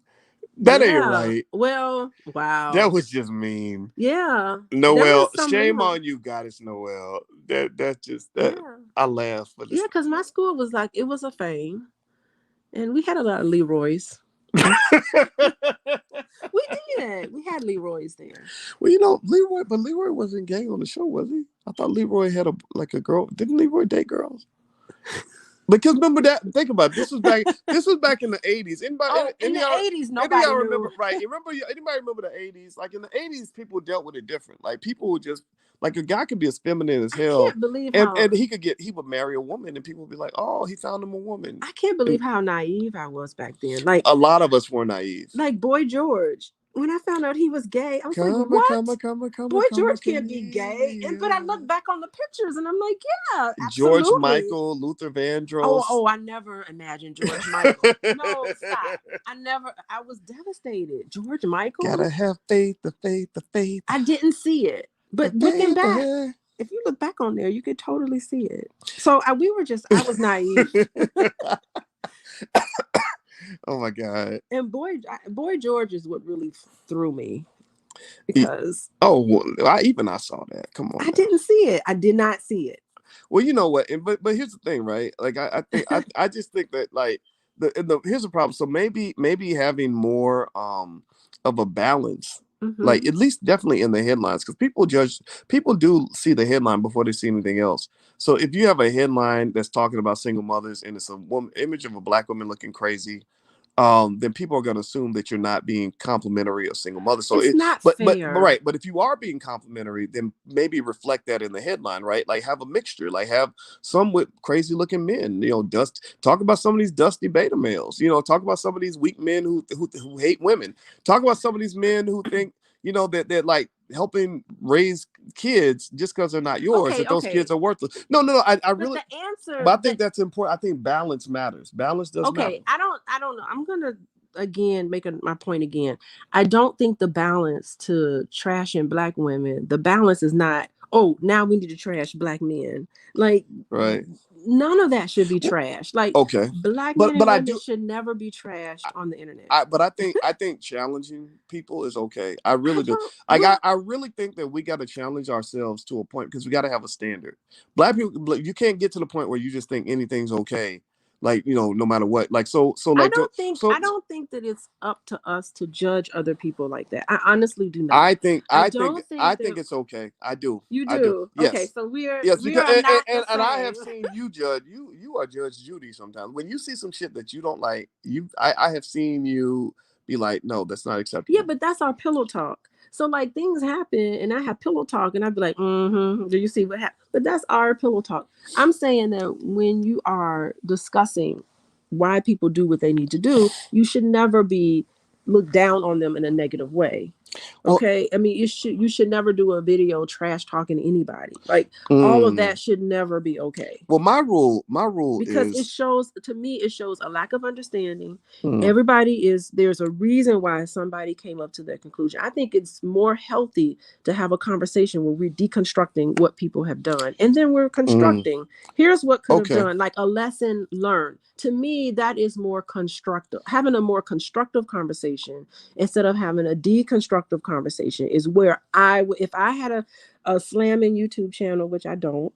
right. But if I had a slamming Well, think YouTube about this. channel, I don't know Hmm. if it would even be popular to just sit and say, okay, this person did this. Let's get into their head and try to figure out what was going on. Let's try to understand them better. And let's offer something to them that's useful, that's Okay, right, constructive, that right. they could use. That's how Okay, I would approach I get things. that. I get that. That's why you're the therapist and I'm not. I think that that some sort of standard is okay. Like I'm gonna read DeMarco Dennison's comment. DeMarco Okay. Dennison, and DeMarco is actually holding me accountable, and I like this. DeMarco, thank you for your donation. He says accountability. Stop having babies out of wedlock! Exclamation point. Boyce, you are being disingenuous. You could have reached out. You are losing respect from black men. Good luck. That's Reached excellent. out to, what is he No, talking but about? listen, let me explain what DeMarco's saying. So he says accountability, stop having babies out of wedlock. So DeMarco, where I'm gonna challenge you, brother, is to say you need to say that to the men that are putting their penises in these women. Like, stop acting like women are having babies by themselves. Like, so if you can't say that to the men, then why are you getting all bold with the women, but you can't say that to the men? If you could say that to the men and the women, I would completely agree with you. But when you are saying that only to the women, as if the woman made the baby by herself. Ain't no Mother Mary, Jesus, immaculate conceptions happening in the black community. That's not real shit. She needed a man to make that baby. This is not baby Jesus. Like ain't no virgins getting pregnant in 2021. So what I'm saying to you, man, is not that your comment is a bad comment. It's to say that why do you think it's okay to yell at women for having babies with irresponsible men when you're not also speaking about irresponsible men who are making babies and not being there for them? So I think that's the part that just kind of I found real interesting. And he says I'm losing respect amongst black men. No, there's a lot of black men who respect the hell out of me, and those are the men that I want respect from. I don't want respect from black men who hate black women. I don't respect from black men who don't take care of their kids. I don't want respect from black men who want to be backward, ignorant, and uneducated. I don't want respect from black men who are afraid to take on white supremacy. So those black men are the ones we got to deal with, and you need strong leadership to be able to do that. And so at the end of the day, if you can't challenge people who look just like you, then you're not really into accountability. You're into your whole approach is bias. Mm. Oh, I can hold, just like think about it. It's just like with racism. There'll be black people who can tell you all day, talk all day about a cop who killed a black man, right? And I get that, right? Your cops are corrupt. They should stop killing our people. Blah blah blah blah. But then when some Negro in the hood shoots a little girl in the head, they're like, well, you don't want to be snitching no, well, Who says that? black on black crime don't exist. Oh, everybody has that whole stupid no don't snitch code or whatever, right? No, but you can't be talking about black people like that. Well, no, if you are harming black people, then that makes you Hmm. the enemy. Period. And the thing that and only I think intelligent black people get this, and other people will get it eventually, is that you have enemies both foreign and domestic. It's not just white people that are harming you. There are black people that are harming you. It's not just black women that are making single babies or babies without fathers. Black men, a black man was usually there too. So I personally think at the end of the day, like if you can't do both, if you can't be balanced, it's like Farrakhan. Like, what's the difference between Louis Farrakhan challenging black people versus I don't know, somebody on the right, like a Clarence Thomas challenging black people? What's the difference? They might both say the same thing. They might both say something like, we need to have both parents in the household. If black kids had a father, then they would be more successful, right? But Clarence Thomas says it, people would attack him. If Farrakhan says it, people would applaud. What's the difference? The difference is that Clarence Thomas is afraid to challenge white people. He will only challenge black people. Farrakhan will challenge white people and black people. So the same thing is true with men. What's the difference between a man who says, single mothers should be thoughtful about who they sleep with because having babies out of wedlock is not healthy? That's fine. You can say that. But to me, a balanced critique is when you can also go to that man who made that baby and say to him, what's going on here? And a lot of people can't do that. Some men can't do it, and a lot of women can't do it. So what you're saying is that it's not fair to put all of the blame and the responsibility onto the woman, Well, it's not fair to put it on to anybody. to one particular Yeah, person. yeah, but it's Mm-hmm. also not fair to put it all onto the men either. Mm-hmm. Mm-hmm. If you put it all Mm-hmm. onto the men, then Mm-hmm. then that's not cool. Mm-hmm. Like, because men, we didn't do it. That's another thing I've seen. As you've seen cases. Really, what you're seeing is the same thing on the male and the female side. You're seeing abused people who are angry, who are just speaking out about and overgeneralizing their frustration, right? So, Yeah. so you have men who maybe were hurt by women, maybe by their mother, maybe by some woman that they wanted, and the woman didn't want them. So they're jumping on the bandwagon of black women ain't shit, right? But then if you go over to like not Madame Noir, For Harriet, that's like a black feminist website where Oh. they Okay. think black men are the reason for all their problems, or at the root. The Mm-hmm. root, they literally did an article. There's a guy who said that straight black men are the white men of the black community. Yeah. So it doesn't solve any problems. It just creates even more of a divide. Is Yeah, that what yeah, you're yeah, saying? yeah. Because Mm-hmm. because you have people that speak up because they And both sides are wrong. well, what it is to me is that you have people that speak up, that Mm-hmm. give what I would call constructive critiques, and then you have people that give destructive critiques. You Mm-hmm. have people that are trying to figure out how to work this out, and then you have people that just want a gender war. Mm-hmm. And so when a Mm-hmm. guy like so when women are just bashing men recklessly, you got to be careful, because Mm-hmm. one thing is that there's first of all, there's lesbians in that group, meaning that like there are some So women they're having. some women who speak negatively about all men because they have no use for a man, right? And then also you have some women who just are angry because something terrible happened to them from a man. They want to blame all the black men for that, right? And but then you have women that are just like, look, just treat me with respect. Like, stop it. Like, so I look at Vicky Dillard in that third category. Vicky Dillard is like, look, I respect black men. Like, I'm not one of those women who mistreated you. I'm not one of those women who did whatever to you. And I just need y'all to show respect. Like, respect me the way I Mm-hmm. respect you. Yeah, but in the amount of time we've known each other, what, boys, almost 30 years. Have I Mhm. ever said anything negative about a black man? No, I have not heard you say anything negative about black men as a collective. No. As a collective, right? So I don't think it's just fair to do it at all. And has a black man ever done anything to harm me? or to hurt my feelings. Um, Yeah, I mean, it yeah. doesn't, Jay, even though I've had instances and situations where a black person or a black man has done something to me that I didn't like, I didn't let that make myself bitter toward all black men. You know what I mean? I Mm-hmm. think, okay, this one particular person did this, but I'm not going to have group them entirely into this one big group and I'm going to hate all black men. So I don't think it's fair. It's just not fair. If one or two people do something to you and then all of a sudden you have this complex, it's like deal with your hurt, deal with your pain, but get past this so that you're not carrying you carry this energy around with you. Everybody needs therapy. Like that's really it. Like It's like we, you just need to deal with that. oh my God, we all need therapy. And that's so true. And that's why Let I me. don't like a lot of what I see online. I don't like most of what I Well, the see. internet is just like a trash heap of like frustrated people. Like, and It's then like, and then the channels that get the most views are the crazy people who just go yeah, who bipolar. just sit and talk crap about people all Oh the my time. God, you're so right. It's just it to me, it's first of all, it's not sane.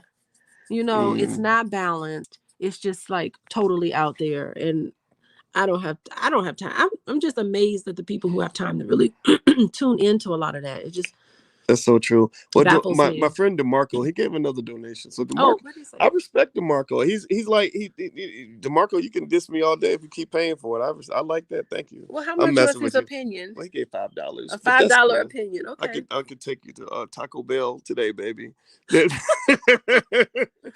right, tacos on Demarco. All right, so Demarco says, "Boys, maybe black men are tired of the direction of our community. Black women in general aren't held to any standard in society." I well, first I'm gonna say, and then I want you to respond Aren't to that. held to any standard Listen, in hold on, society? wait, I wait, hold don't on, wait, get wait, that. calm down, hold on. I think what DeMarco's saying, and I Black women are holding it listen, I down. get it, I get it. Hold on, we're gonna let you talk, okay? But I I will don't say like this, that. I don't like no. it. But what he is referring to though is, I've seen cases where, like, I'll give you one real life example. When Russell Simmons was accused of whatever he was accused of back in the '90s, there was a lady named Salah Abrams who was one of the accusers. And this was stuff that allegedly happened in 1992, 93, that is 30 years old. There's no evidence or anything. And Salah just goes out, and because, so Salah goes out and she's like, yeah, he did this to me. He did that to me, right? Okay, fine. But here's the problem. I know Salah very well. And even before I knew about all of that, I knew Salah used to have an issue with drugs. I knew she had an issue with alcohol. And I remember seeing warning signs. She's a beautiful woman and a smart person. But I saw warning signs that led me to say, if I was single and dating, I would not have dated her. No disrespect, but that's how I felt. And I also, here's another piece too. This is really important to know, is that there were members of the black media who had a completely different they did research and they talked to people that were there at the time who said, that Salai was really just mad because her and Russell would get together and have threesomes and do whatever, and that Russell would not take her out in public. He didn't date her like in the daytime. So she was mad about that. So my point is to say though that I knew all of this, and I saw the media did not challenge her on anything.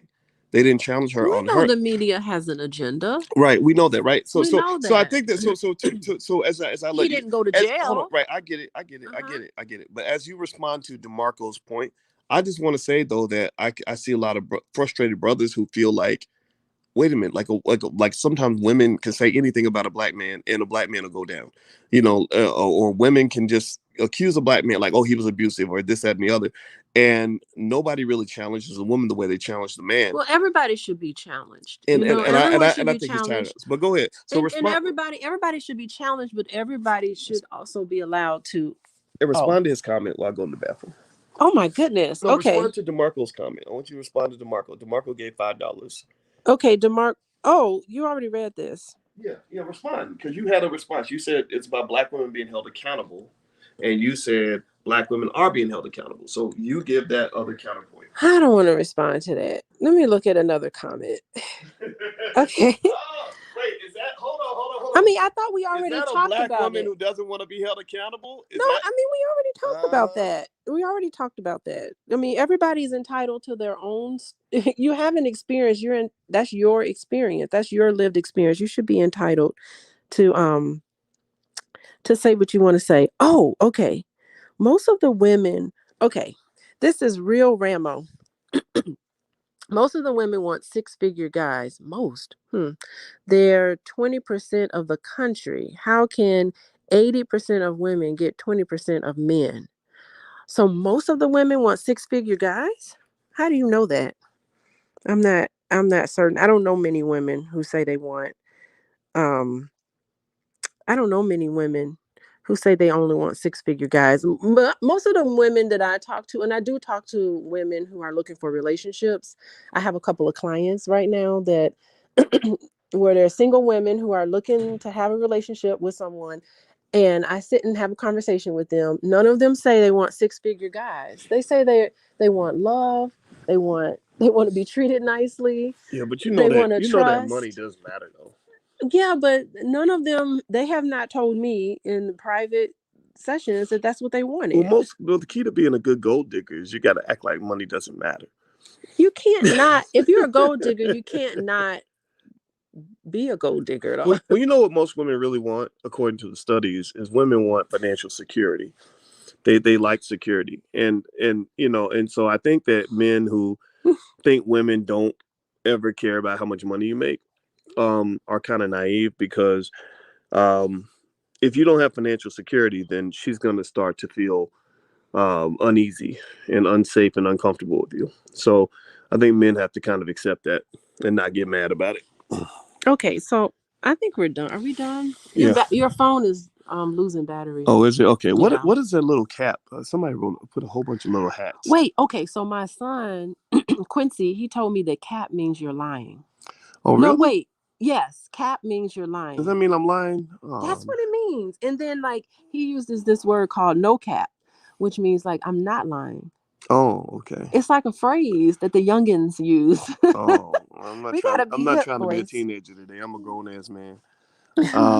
Trust me, boy. She knows that already. I know what Ooh, already. I don't know. I think Carl's trying to. I think Carl's saying that you're a gold digger. I'm a gold digger. Uh I got my own huh. gold. Thank you That's so very true. much. You did. Yes, you did. She had plenty of gold before we We got can put together, our Carl. gold together, Yeah, boys. get you a woman that's got some gold, and then she won't be digging for yours. But you want to have some gold though, because I think at least as a man, I wanted to have some money. I didn't want to be living off my woman's money, you know. So I'm a little old fashioned in that way. I do actually like the idea of me making the most money in the house. Like that's something I have always felt was important. Let's see here. They deleting super chats and everything. Oh wow. Run, boys. Capping is like saying fronting back in the day. So you Yeah, fronting. you Okay. fronting. If you watch Kevin's show, while y'all here whining and crying, you might fail to forget she couldn't depend on you. These comments are great. These Yeah, are. no cap is not lying. Yeah, that's what let's see what else the comments In say. a minute, she's gonna have boys wait in the corner while she runs the show. Ooh, look Ooh, at that. Ace Black damn. is throwing shade. What's up Oh, with that? girl, you got him good, girl. You got him good, girl. That was funny, girl. Don't do another one, girl. That is so funny. Cynthia G, who allegedly had a baby by Dusty Dude. Oh, I'm not even going to touch that one. Let's see. Bodegi Wi-Fi said. Wait, who says? Oh, Michael Page says you a simp. Yeah, yeah, Okay. yeah, yeah, yeah, yeah. Keep it coming. Let's see. How are black women held accountable? I think you know what. Can you answer that? I have an issue with the whole accountability thing. I think it needs to be more understanding. Like, let's try Mm. to understand black women. Let's try to understand black. Let's try to understand each other better, and not say I got to hold you accountable. It just sounds bizarre to me. It's like No, not something that I have in my and language. that's an area where we definitely disagree We do disagree. because I think that accountability is important for a community standard. Like I think that if you build a strong family, you got to have accountability. You have to have everybody serving the same purpose. So I think accountability is okay, but here's the thing. Here's where I think that's nuance, right? The question is who has the authority to provide accountability, or if we have, or if I'm like in our marriage, like I hold you accountable, you hold me accountable, but it has to be a two-way street. I can't always hold you You accountable. feel like I hold you accountable? Yeah, so hell yeah. There's Do I? yeah, like marriage ain't that shit ain't easy. Like there's like even basic shit. Like I gotta, I gotta get that trash out, or I gotta, or Yeah, this. but if you don't take it out, like if something happened and you didn't take it out, I'm not gonna walk up to you. I'm holding you accountable for the trash. Well, the I'm thing is, gonna treat you well, that well, way. I go, you know right. what? Boyce has had a long day. He's been working hard all day. He didn't take the trash out. I'm gonna get the kids to take it out, or I'll take it out. Or like here Mm. we are, like Quincy. He just went. He saw that the trash was out, and he just went and he just brought the trash cans in. I'm like, I don't see it. I see it where we are a team together, Well, boys. that's a good point I'm not too. gonna ever walk up to you and say, Yeah. I'm holding you accountable for I don't talk like that. I don't talk like that. I don't think we should interact with each other like that. Mm. It's like accountability, it just sounds like a word that you use when you don't like somebody and you're waiting for them to fail Well, and you're just like, I'm being accountable. It just what it does is it sounds ugly. it also indicates some type of authority. Like I have the right to have authority over you, and I don't think we need to That's be. not Yeah, I mean, we black people fought to not be slaves anymore. So I think telling anybody what to do is never going to work. It's never going to be pleasant. Like I don't like. I mean, or a suggestion. Yeah, I'll take a suggestion, but you get to where you telling me what to do, and I'm gonna be like, no, I don't think kiss my that ass. that's not really what marriage is about. Like I like if I want you to do something for me, I just tell you, hey Boyce, I need this. Well, you can get I more. need you to do that. I'd like for you to do this for me. And Mm, guess what? You can always say no. You mm, can always say no. You rarely say no. mm. But you can say no. You can say no, Alicia, I can't do that for you. And Well, I have to respect you. well, I like I can't simp. force you to do stuff. Well, I like simping for you, and you simp for me. So we just simp for each other. That's We not we a simping. That's couple of not simps. I don't like that word either. It's respect. Yeah, I Like think. Well, I think that. how is it bad to respect each other? Like, Well, I'm not gonna ever, I'm never am I gonna say, Boyce, in order for us to be married, you gotta do this, you gotta do, that's just, first of all, that's just mean. well, Not one person wants to be well, in in all seriousness, prison. though, the reason the word simp is like a stupid word is because, first of all, somebody made it up, and people just repeat it because they don't really know who they are. They don't know. They can't come up with their own terminology, so they just repeat what somebody else said. But it's like also, I've seen people consider the word simp to be the opposite of pimp. Like simp comes from pimp, right? Like so if you're not a pimp, you're a simp. And I never Oh, and the thing is that I never wanted to be a pimp. Like I don't want if you think about this, right? This comes from white supremacy. They made a bunch of black exploitation movies in the 70s that misled a lot of young black men at that time to look up to pimps. And if you think about what pimps do, they beat women, they disrespect women, they keep them on drugs, they make women's lives miserable. They feed the stereotype that everyone already has of the black man of being this savage beast who is so there's an uncontrollable internet and pimp. harmful to others. Hold on. Uh-huh. And so to me, so when you say someone is a simp and you're saying that you're the opposite of what I want to be, which would be a pimp, then basically what you're saying is I want to be a black male stereotype. I want to be disrespectful to women, harmful to women, control women, hurt women to the point where everything they say about me is true. That Exploiting when them. when they go out on TV and they say put these black men in prison, the Biden crime bill and the Clinton crime bill put black men in prison because they had an image of the black man as being this savage who was harmful to people around him. So when you are supporting that ideology, you effectively are doing the work of a Klansman. Like that's very harmful, right? So how about you say, instead of us being simps and pimps, how about we just be motherfucking men? How about we just be men? Like men. Like being a man, it's not, I don't want to be a pimp. I don't want to be a simp. I don't care about any of that. That stuff is stupid. That's terminology that somebody gave to you. How about we just say I'm a black man? And I take pride in that. Now this is not something you're gonna always get, babe, because you're a woman. You have a perspective that you have, and I respect that. But as a man, it's like my position has always been I'm a man. And being a man means I'm tough when I need to be. Like I have no problem standing up to every motherfucker who's got some crazy shit to say. I do not care. You do not scare me. You'll never what you say doesn't bother me. You're wasting your time. I will defend my family. I will provide for my family. I will stand up for my community. I will be proud of who I am. Even if you don't like it, no matter who likes it or not. You got to be proud of who you are. And then at the same time, I got to be open minded. I got to be an intelligent enough man to say, okay, the way that my father taught me about manhood, some of it's really good, but some of it was a little fucked up. Some of it was a little bit unhealthy. Some of it was a little bit toxic. My father was not a big communicator, My father was had PTSD from the Vietnam War. My father did not do things with me as a kid that I wish he had done. My father did not communicate with my mother in the best way all the time. I want to do better than that, right? So part of manhood also means balance and saying, yeah, you could be tough and rough and everything else, but you got to learn how to fucking grow. You have to learn that the world is changing and that you've got to, if you're trying to build a family and build the empire, the only people that think kings should run a kingdom with an iron fist are either insecure people or people who've never been kings. People who are truly great kings are the men that understand that just because you're the king does not mean you always need to have the absolute authority all the time, or that you need to crush your enemies all the time, or whatever, or you need to do things your way all the time. A smart king listens to all of his advisors. He listens to the queen. He takes into account the impact of his actions. Like, he knows how to be empathetic at the right time, but he also knows when he needs to go to war. Right. And all those energies are different based on different situations. So there's sometimes, babe, I'm gonna tell you the truth. There's times where I hear everything you're saying because I know I need to listen. But then there's times when I say, I'm going to war. I got to handle this. She's not going to understand. There's only so much I'm willing to discuss. Right. So I think that for men that are listening, any men out here that are listening, I know a lot of men don't listen. A lot of men get a lot of influence from different places. But I want to tell you, like, the best way to be a good man and a solid man is to be a smart man.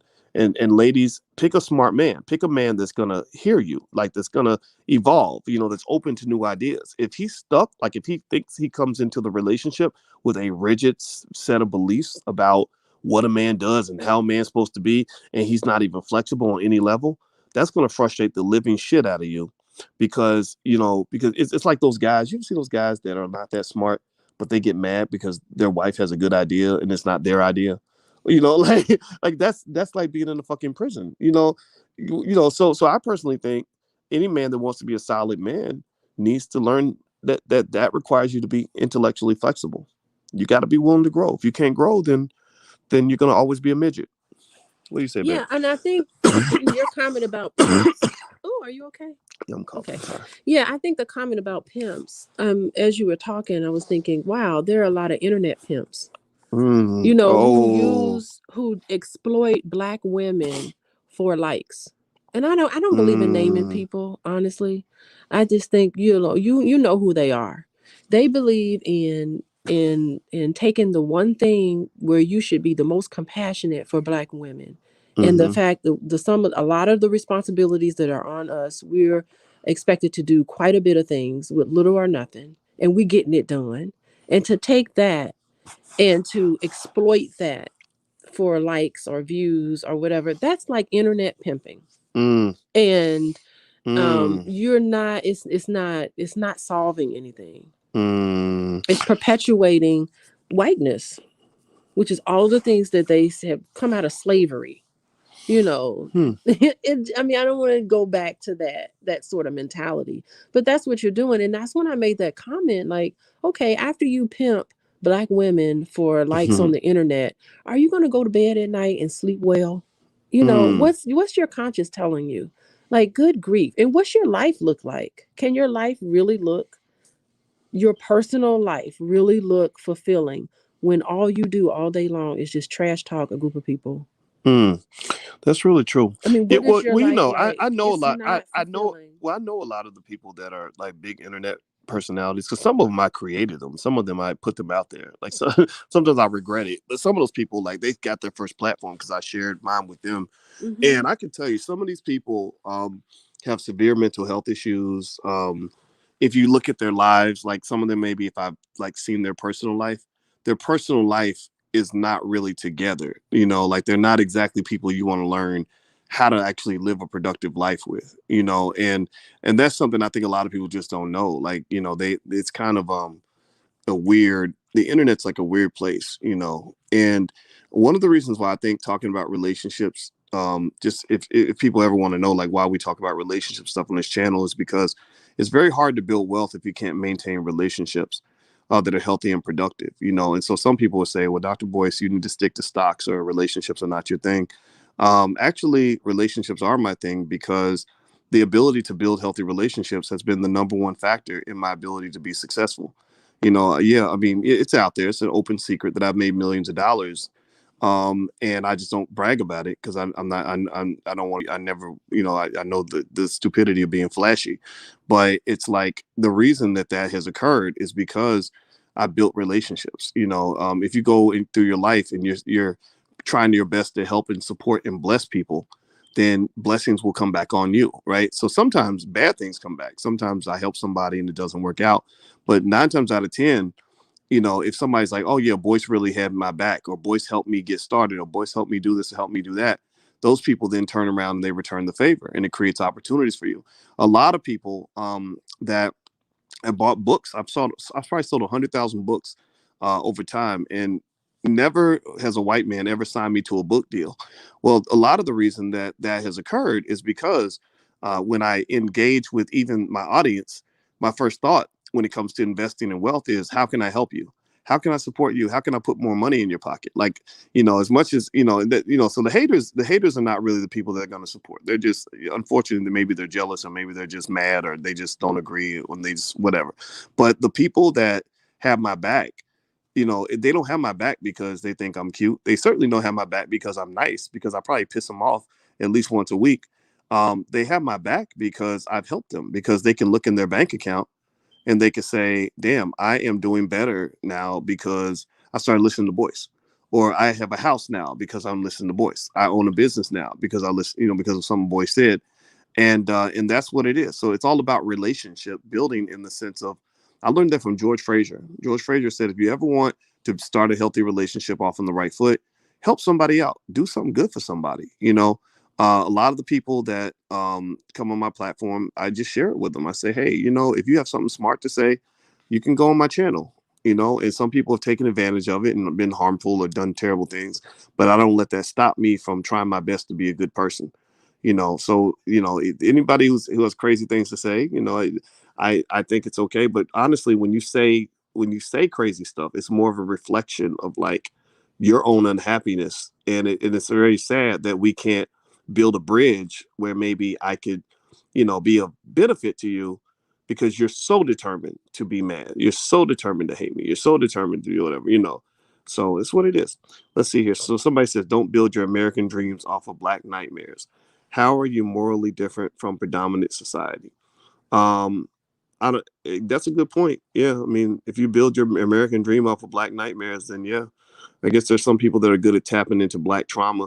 I think a lot of the bad relationship advice is people basically utilizing people who've been traumatized to get a big following, because they say, yeah, I hate black women too, or yeah, I hate black men too, and I think that's very unhealthy.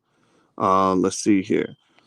Let's see. Then what are you waiting for? Marry one of the single moms and help the community by being the cleanup guy, as Doc advised. Okay. So let's see here. I don't know what that means. Okay, so they're responding. Kamikaze's responding to Baby Elder.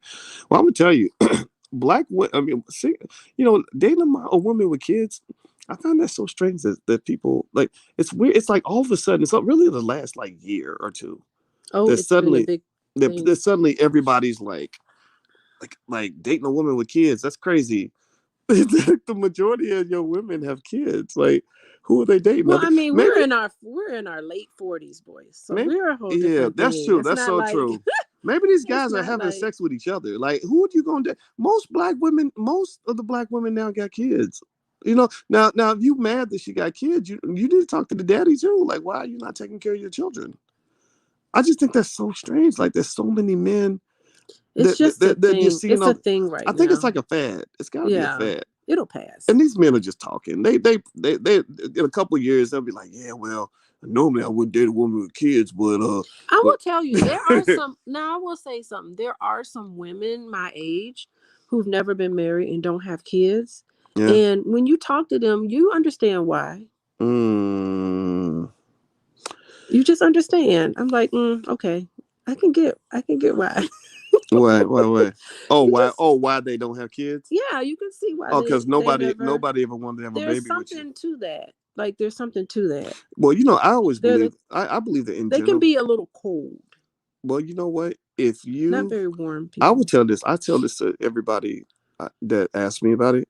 If you date somebody that's over 35, who's never been engaged or married and has no children, there's always a reason why. Yeah. It's not always a bad reason though. Not necessarily Yeah. bad, but you could just meet them just like, oh, it's something, their personality. And I'm not saying they're less than, I'm not saying, don't have contempt for anybody. I'm just saying you understand they're just a different person. I think You it's can not. get it. I don't think. Yeah, right. I can get it. It could be personality, but sometimes it could just be like if somebody. I believe everybody who's dating. If you date somebody over 35 and they've never been married and they don't have any kids and they've never even been engaged, find out why. Right. Find out the reason, and if you don't know the reason, keep asking until you find it out. Because what you'll find is it may not even be the personality. They may be a great person. It Yeah, could. yeah, they're It great could be people. right. It could no. It could be something like I was over 35 and wasn't married, and I had a reason.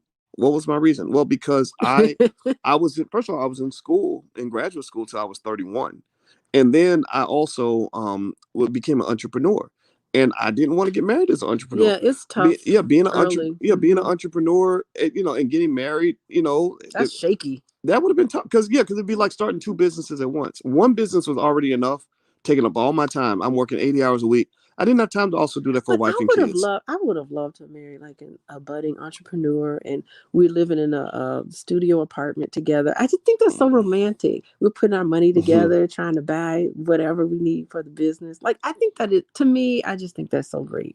I just like the humble beginnings, and you're trying to build. But then I wasn't 35 and single, so You know what? Yeah. I'm a different kind of person, I guess. Yeah, I agree with that. I I hear would have that. loved it.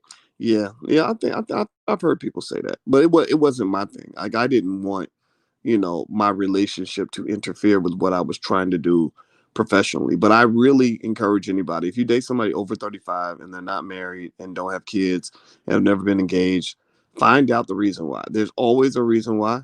Like for a man, like I think if I'm a woman and I meet a man in that category, I'd be like, okay, what's going on here? Like what's either sometimes you have men that are on the down low, like that could be true, or you might have a guy who is in a lot of entanglement situations where he's just not got that space for a spouse. Or it could be some attachment issues. I think that maybe we should I'd like to do something on attachment in relationships, because it's really something.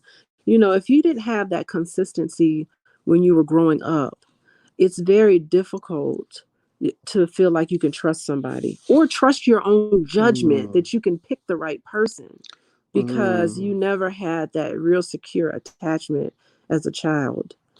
It's Oh, hard. It's hard. You have a difficult time gauging, like, okay, this person is not right for me, or this person is right, and you don't trust yourself very well, and then you get real scared. So the thing with attachment, if there's some sort of attachment issues, being close to someone emotionally is frightening, oh because yeah. it can either cause anxiety, or it can cause you to avoid. There are people who just avoid being close to someone, and underneath all of that is they're avoiding because they're afraid, of course.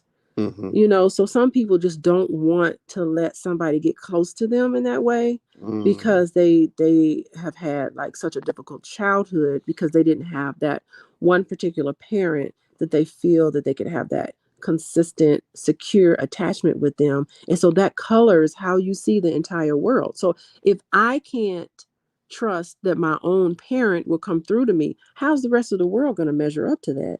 So you mm, don't feel, and it really damages your self-worth.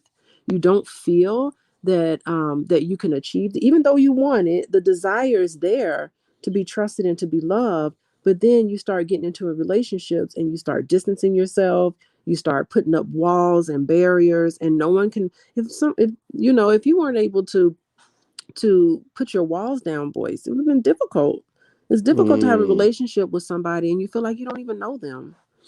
Well, You don't feel this like you trust another person enough to know who you really are, so that they can feel like they can enter into a relationship with you with that level of intimacy and closeness. that's a great point. Well, here's a question from the Obsidian Media Network. Uh-huh. I've heard of that.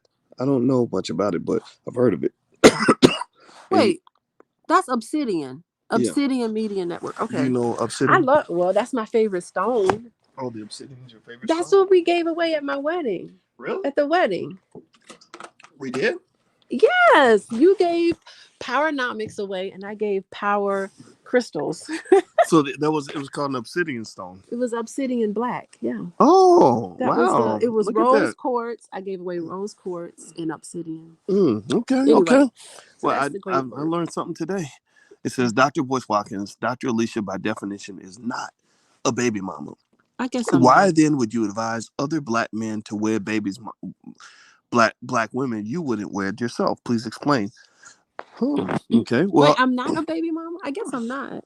I guess because you were married. Yeah, I guess that means you're not a baby. I didn't yeah. know. And the kid's I didn't know father. what the I I didn't know mean, what the exact definition of baby's mom was. I thought it was just like a single mother with children. I don't know. But yeah, he's. It's not like I don't have a parent. Oh, I Like mean, their father takes good care of them. yeah. Oh, he's a great guy. Yeah. Yeah. Well, I'll tell you what, man. I never. I don't really. I think because my mother was in that category. I Oh. have a big issue with all of us just stigmatizing women that have children and they're not married. So it's definitely personal. I have a personal bias, but at the same time, I think that if we are stigmatizing the women, I don't understand why we don't stigmatize the fathers too. So if you wanted to join together and challenge everybody that's involved in broken families, I'm cool with that. I can do that with you, but I can't get involved in something where we're just beating up on the woman and acting like she made the baby by herself. Like why would we? Like seriously, like if we're gonna talk about the women that have kids and don't have fathers, let's talk about these dudes run around. They're paying child support on 4 or 5 kids, and they ain't even paying the damn child support. Your kid's starving and shit, and you ain't doing nothing. Like, what kind of man is that? I do not relate to a man who thinks that way. I will not ever. I don't care. Period. Dr. Cassandra Cole says, "Can't I be super focused on my career? Relationships take a lot of work. And Mm-hmm. when they fail, you need to heal from them. That can interfere with my progress financially." Well, she makes a good point. What do you think? Can I be super focused on my career? Yeah, I mean, I think it's important. Hey, I'm focused on my career. Like Yeah. it, Well, I'm taking kind of a you were hiatus. like a superwoman because you were married and having kids and finishing a really hard PhD program. Yes. By the way, none of the other black people in her program graduated. She No, started they all how many black people there were started off with? 5 black people. And it's something to say. There were Mm, 5 black women because mm. they would never take a black man in that program. Wow. There were 5 black women in that PhD program when we started, and I was there for 5 years. And every year, one black woman was kicked out, Wow. and it was down to me, and And you were the only one who I made it. was the only one out of the 5 black women who graduated, and they all dropped like flies, and it was traumatic Mm, because those women were beautiful, they were intelligent, they did everything they needed to do to get their dissertation and committee and stuff together. They didn't upset the apple cart so much, and they were brilliant women, and mm, they did not finish that program. And I was determined. I said, you know what, I did not move my family all the way down to Tallahassee, Florida to fail. I said, I am not. And so y'all mm. know what school it is. Just think about Florida what State. school is at Florida. I mean, it's Tallahassee. Florida State. Yeah. Let's just call it out. And I was like, I'm not gonna fail. I'm not. And I did have to pull some strings to graduate. I ain't gonna lie. There was some, I don't Mm. even want to get into it, but I had to do some stuff, Well, you know. to get through that program. But I'm not more intelligent than the other 4 black women that didn't make it through. There was nothing really special about me in particular. Maybe there No, is. they're I don't they're know. they're. But I had to work really. I worked really hard, and I had children going to school. Nobody knew anything about me. I didn't really share a lot of my Mm, personal. It just wasn't that type of atmosphere. mm, And yeah, and getting tenure. I had another baby while I was in the process of getting tenure. That was difficult. There were some very mhm. difficult times. And then getting professor, that was also, I mean, it's all been tough. And it is a lot of work. So I think like the biggest thing, you do want to focus on your career, but you do want to have balance, Yeah. and it can be kind of disappointing and draining because you're taking out time.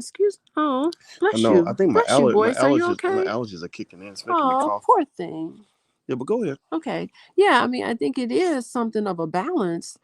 how much time am I going to devote to some man, and you don't know where they're coming from. You don't know their intentions. It's difficult out there Mm-hmm. trying to get that harmony in your life.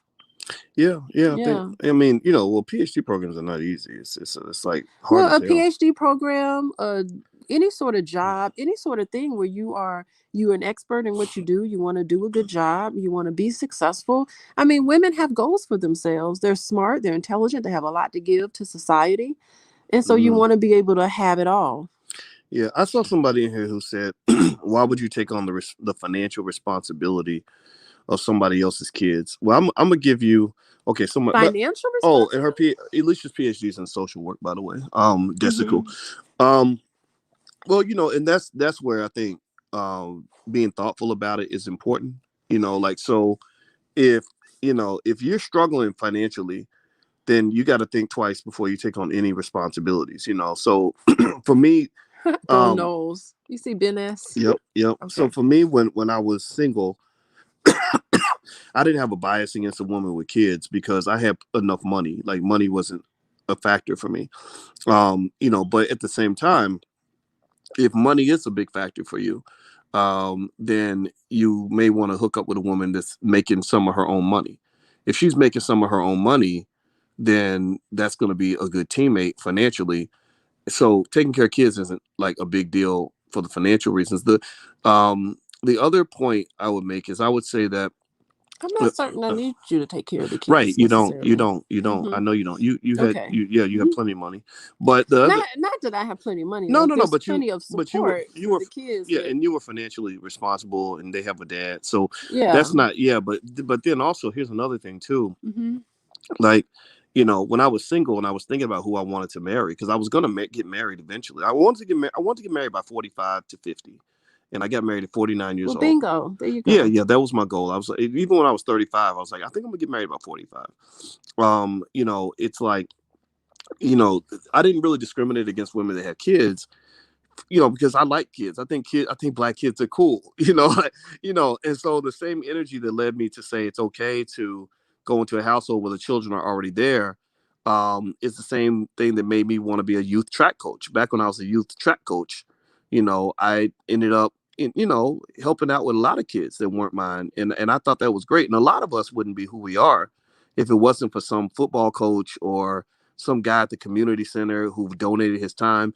Like when they talk about it takes a village to to raise a child, then I mean, you got to ask, are you part of the village, or are you a person that wants to, profit and plunder from the village? Are you taking from the village, or are you giving to the village? And so the other piece too, for guys that are seriously thinking about this, is the trade-off is that, especially if you cross 40 years old, you got to ask yourself, do I want to start off at the beginning again with a child? Like, do I want to change diapers and do 18 years? So if you're 42 and you have a baby at 42, that baby won't be leaving the house till you're 60.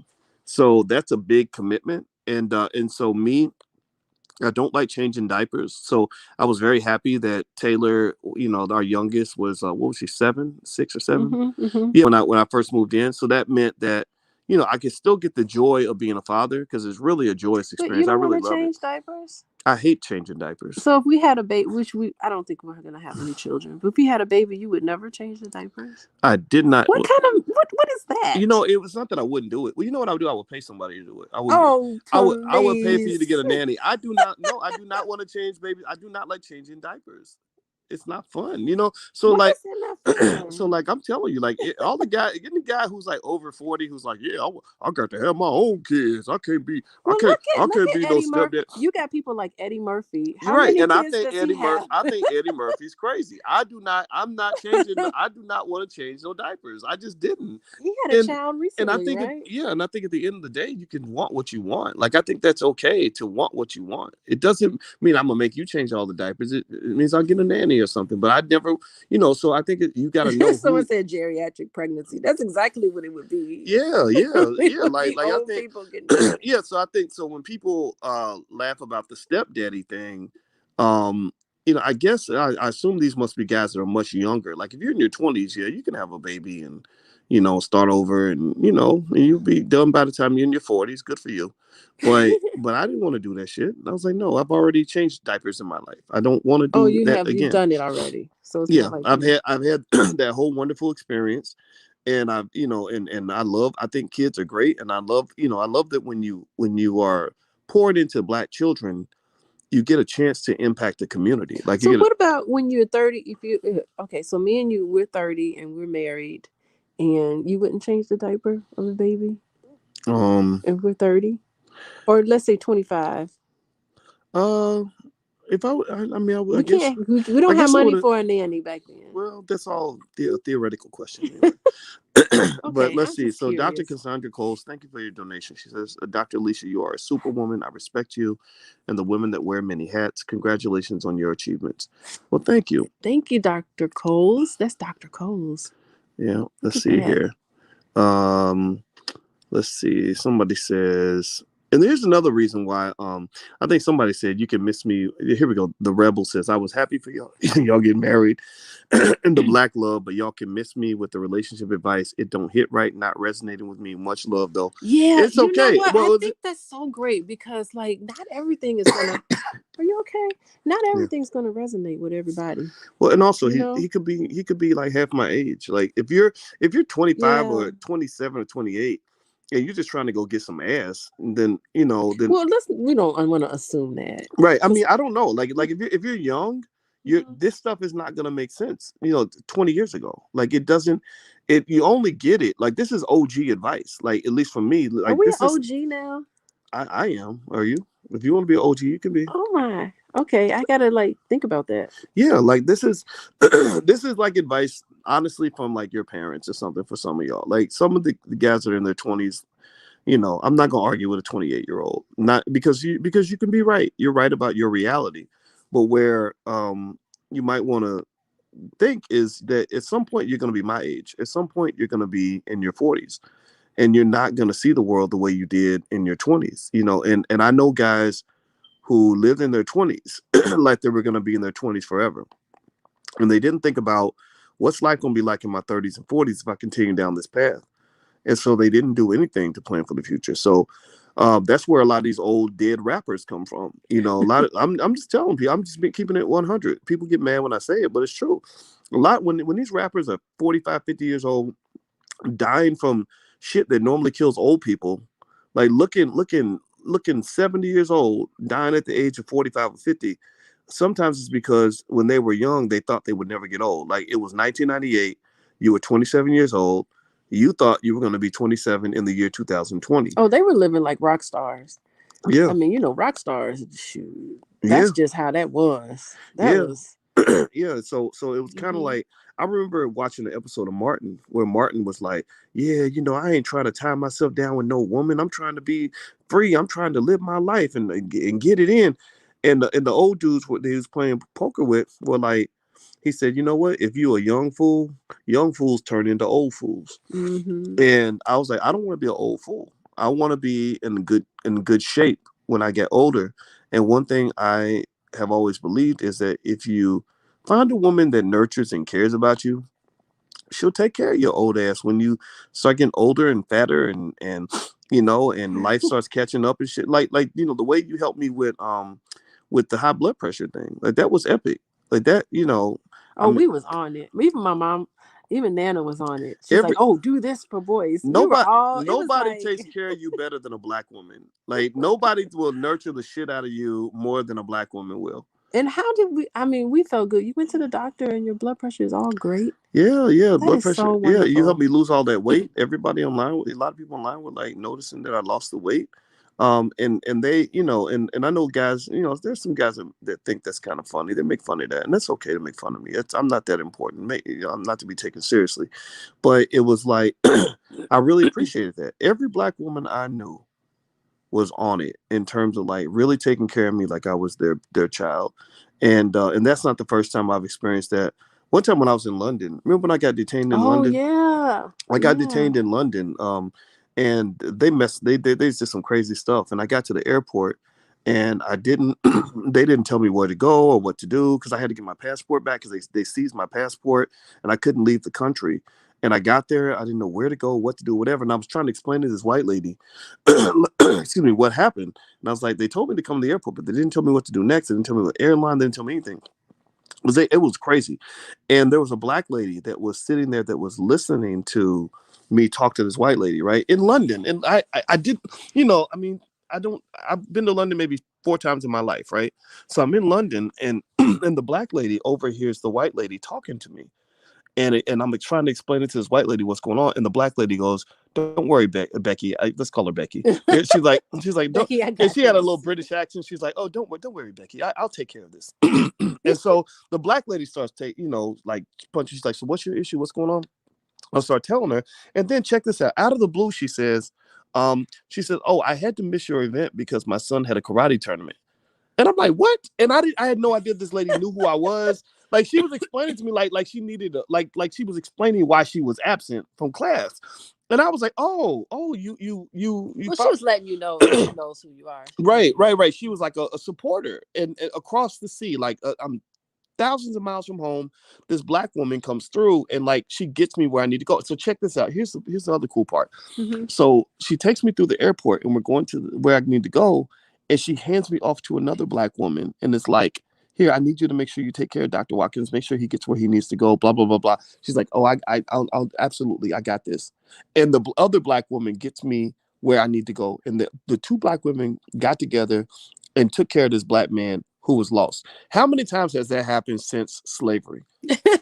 Slave, you can count Yeah. it on your How many fingers. times? Seriously, I mean, just think about it. It made me think about like two. It's like 250 years ago, and Master's trying to come kill That's me right. because I punched him in the face, and I went to a black lady's house, and she's like, "Come on, baby, hide in the basement," Yeah. And the other black woman is getting me food down in the basement so that Master doesn't come kill me. How many times You felt has a black protected. man been saved by good black women? And I think this is why I think it's so important that as we say what we want to say, that we just don't forget that. We don't forget how many black women have come through for us when we needed them. Yeah. And I have to show respect to that. You know? Yeah, there's something to be said when people win the Super Bowl. They say, "Hi, Mom, I won the Super Bowl." Like no one's saying, "Hey, Dad." Not that dads aren't I know. Well, important, and but dads do matter. still, dads matter. Dads matter. Yes, But they they do. gonna say, "Hey, Mom, you know, I made it, Mom." Like that's the one thing they're gonna, jump out at. Even the So biggest, the hardest thugs be that's like, right. I love my mama. Yeah, So and mamas matter, right? And I think fathers matter, right? I think that they we all matter. we some of us have forgotten the relevance of the father, and I think that that's what the difference That's is. a mistake. That's a Yeah, mistake. and it hurts black women big time, not just because you don't have the protection Hmm. of the quality men that are out here, but also some of the men that hate black women didn't Yeah. have a father who said, "Stop it." Like seriously, think about this. Imagine if you take all the men who are in the so-called manosphere and everything else, Hmm. who are like relentlessly bashing away at black women. What if they had fathers who were married to their mothers Hmm. who Hmm. said, "Son, what are you doing?" Like if I was out here if I had a whole channel, if my daddy went online and saw that I had a whole YouTube channel where all I was doing was talking shit about black women, and every image of Oh, every he would have video, an issue. every image of every video had a crazy looking image of a black woman. I'm like, man, these black women ain't shit. My dad would be like, "What the hell is wrong with you?" He'd Yeah. be like, "You don't, son, you don't do that." But see, I think like so you were referencing family structure. I Mm-hmm. think family structure is important, but the key is the family environment. So Mm. I mean, that's what the data tells us. That it's really the family. It's not just the family structure because you could be in a house where there's abuse. You got this family structure that you're referring to, but there's a lots of abuse, a lots of issues, and it's not just the family structure. It's the Mm-hmm. living environment. Is it a nurturing living environment? I think you need both. I think Yeah, it's if you have necessary. a nurturing environment with no structure, I don't know if that's good either. I think you need both. I think it's like, Hmm. do you need the peanut butter or the jelly to make a peanut butter and jelly sandwich? You need both. Yeah, it's all important. And above and above all is the nurturing environment. So even if so that's why I'm saying it's not fair that if there's various different family structures out there, and I'm not glorifying one over the other, but what I'm saying is that if it if the living environment isn't something that's nurturing and protective of children and supportive of children, and people learn how to get along and they learn how to disagree, if you don't have that in your household, it doesn't matter what the structure is. And if the structure isn't the traditional two-parent family household, that doesn't mean you're doom and gloom. It doesn't mean that you're doomed. No. It doesn't mean you're doomed. Hold on. I didn't fit. Now you cut me off. Go ahead. It doesn't mean that it's doom and gloom. It doesn't have to mean, because there's other ways to supplement that, where we now know that it's the loving nurture environment that can be. It's called a protective factor. It's called a moderating. Wait, hold on. We got to celebrate. Quincy just unsubscribed. So everybody say goodbye to Quincy, because I definitely want Quincy out of here. It's Quincy X. Oh, I'm looking at his face. Yeah. That is not my Quincy. I know. Okay, no, that's not your Quincy. Yeah, bye to that Quincy. Goodbye, Quincy. Everybody say bye to Quincy. I thought it was my Quincy. I invite everyone that's not happy with this conversation, please unsubscribe, because you being out of here actually makes this channel better. Because I literally want to sift out the nonsense. Boys, we've been on here for 2 hours. I know, but this is a good I'm having fun with this conversation. Yeah. But thanks to everybody for hanging on for 2 hours. Yeah, no, the people. Quincy looks scary. Quincy looks scary. He looked like Rock on that, that show. Remember that show, Rock? Oh, now that is a fabulous show. With Eleanor. He was so good. He was a trash man, but he was a real man. That was a quality dude. Yes. That was a quality man. And I wonder what happened to that show. I love watching that show. Shows like that are good. They took Rock off because Rock was too positive for the black family. Rock was, you are kidding me. No, well, Rock was he actually talked about that. I think he was saying that they were trying to invoke a white supremacist agenda onto the show, and he did not support that. Good for him. That's one thing. I got to go look it up, but yeah, I think with him, it's like him with James Evans Jr. Same thing on Good Times. He did not like where they wanted JJ to be the clown. They always want the black man to be the kid or the clown. So JJ Evans was a perfect prototype of what the white man wants to see with the black man. The only other prototype out there is the gay man, right? So they want to see the black man as a kid and as a clown because he's not as scary, right? Yeah, if he's threatening, that's why black comedians have so much power, because they promote the comedy. They want you, because if black entertainers have power. Yeah, entertainers, musicians. I mean, look at Bob Marley. Well, Bob Marley though, but they killed him though. So with Bob Marley, did they really I think they killed him, and I think that Bob Marley. I don't put Bob Marley in the category of a J.J. Evans. I'm talking about coonery. Well, I was just saying Bob Marley because of the influence his music had, right? The impact of it was threatening. But remember, when they see a Bob Marley, they dismantle that, right? So like hip hop, Public Enemy was like Bob Marley for hip hop. Yeah, they were empowering people, fight the power, blah blah blah. So they're like, no, let's replace that with pimp culture. Let's replace that with F these women, screw these, whatever, right? So basically, my thing is like the black man, what he's seen when the reason black comedians are so loved in general is because they're non-threatening, and it's like having it's like taking a big scary bear and you put a clown hat on the bear and you teach him how to ride a tricycle or ride a unicycle. Then the bear because a big grizzly bear in the woods is scary, but a grizzly bear on a unicycle with a clown hat is funny, right? And so that's what they do with the black man. They put him on a unicycle with a clown hat, and then white people pay money to go see him do tricks. And we wonder why no one can take us seriously when we're really trying to do some serious work. Because we always present ourselves as a joke. Now, BB says, "Can I be a mod?" You know what, BB? We actually. Do you have? No, I can't make you a mod, BB, because we have a team of mods that where they have to vet the mods, because sometimes people from other channels that want to hurt the channel will come and say, "Hey, let me be a mod. I want to help." And not that we don't trust you, Vivi, but agents. Yeah, you have agents. You have agents in the black community that want to destroy anything progressive or anything positive, right? So they're infiltrating your mod space, boys. And secretly bringing it down. Yeah, Dual, who's our head moderator, said that there were mods who were going in and deleting positive comments. My goodness. Yeah, and she follows she follows people. She told me that she would go over to another channel and see where the person that was a mod on my channel would be like, "Oh yeah, I can't stand Boyce either," blah blah blah blah. And so our thing is it's okay to say you can't stand Boyce, but there are people that do real sinister stuff, and you just kind of have to like you can't say and do the things. My mother used to tell me when I was little, your mouth will either make you great or get you killed.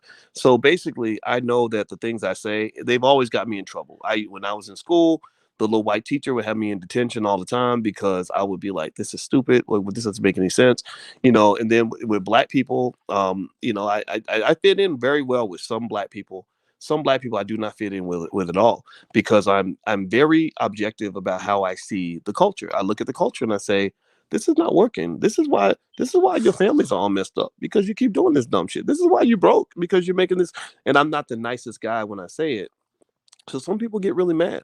Some people are addicted to dysfunction. Like, they really will applaud dysfunction. That's why dysfunction is so popular. It's because people applaud it. And I'm not going to applaud it. I'm not going to go along with nothing. I don't care if I only have two friends in the world. Well, you just got to live your best life. We're living our best life. Well, I'm living yeah. I mean, like, it's just like, no, like, I'm not going along with something that I think is stupid. Who does? Why would you do that? Why would you go along with something just because it's trendy? That's stupid. Like, your parents should have told you that when you were little. You got to go to the grocery store, don't you? I do. I can keep talking if you go to the grocery store. Hey, so I'm gonna hang out. I'm gonna answer some of your questions. Alicia's got to, like, actually go you're do. getting rid of me now. If you want to stay, you can stay. Here, talk. No, you want to answer a I'll couple go. questions? Okay. No, you don't have to go. You can stay. It's up to you. All right, so let's see here.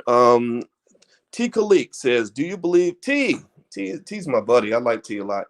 Do you believe Kevin Samuels' rise may be the response to feminism and a woman's point of view for years?" Yeah, that's a great point, man. Actually, see, I knew T was gonna say something that makes sense. T's right. I think that white feminism, it presents a lot of really crazy ideas about men, particularly black men. Like, they tend to see black men as just big balls of toxic masculinity and just worthless pieces of crap. And they don't have any room. Particularly heterosexual black males have become the enemy.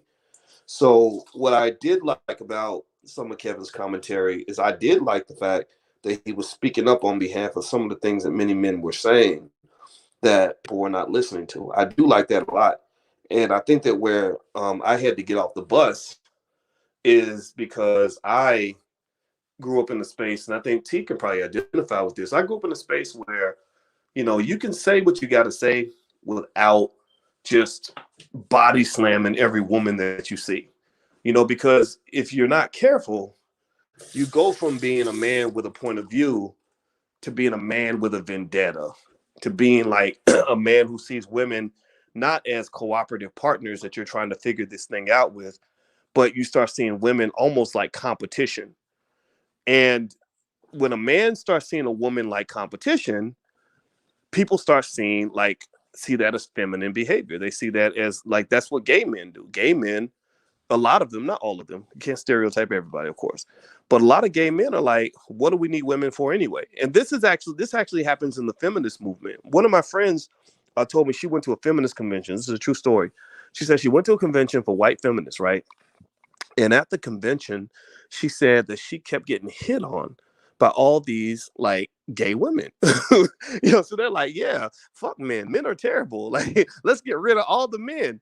And so you get that weird penis envy. And it's like, and so she was like, wait a minute, I'm trying to deal with sexual harassment or men who are disrespectful. I didn't get rid of them. I'm not trying to get rid of the men so that you can harass me instead. So I think that, so really my call out is for people that are relentlessly objective, that are really trying to figure this thing out.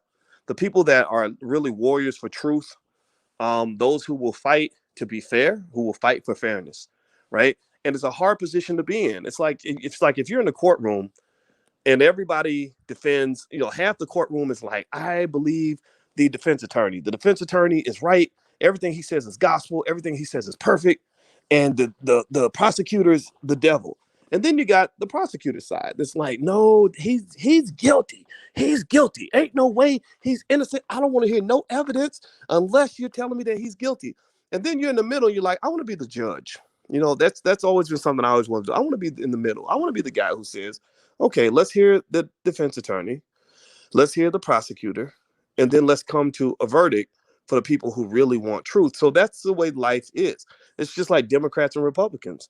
You got people that are relentlessly Democratic. There's no good thing a Republican has ever said about anything. A Republican could say green beans are green, and the Democrats would say that that's homophobic. Like literally.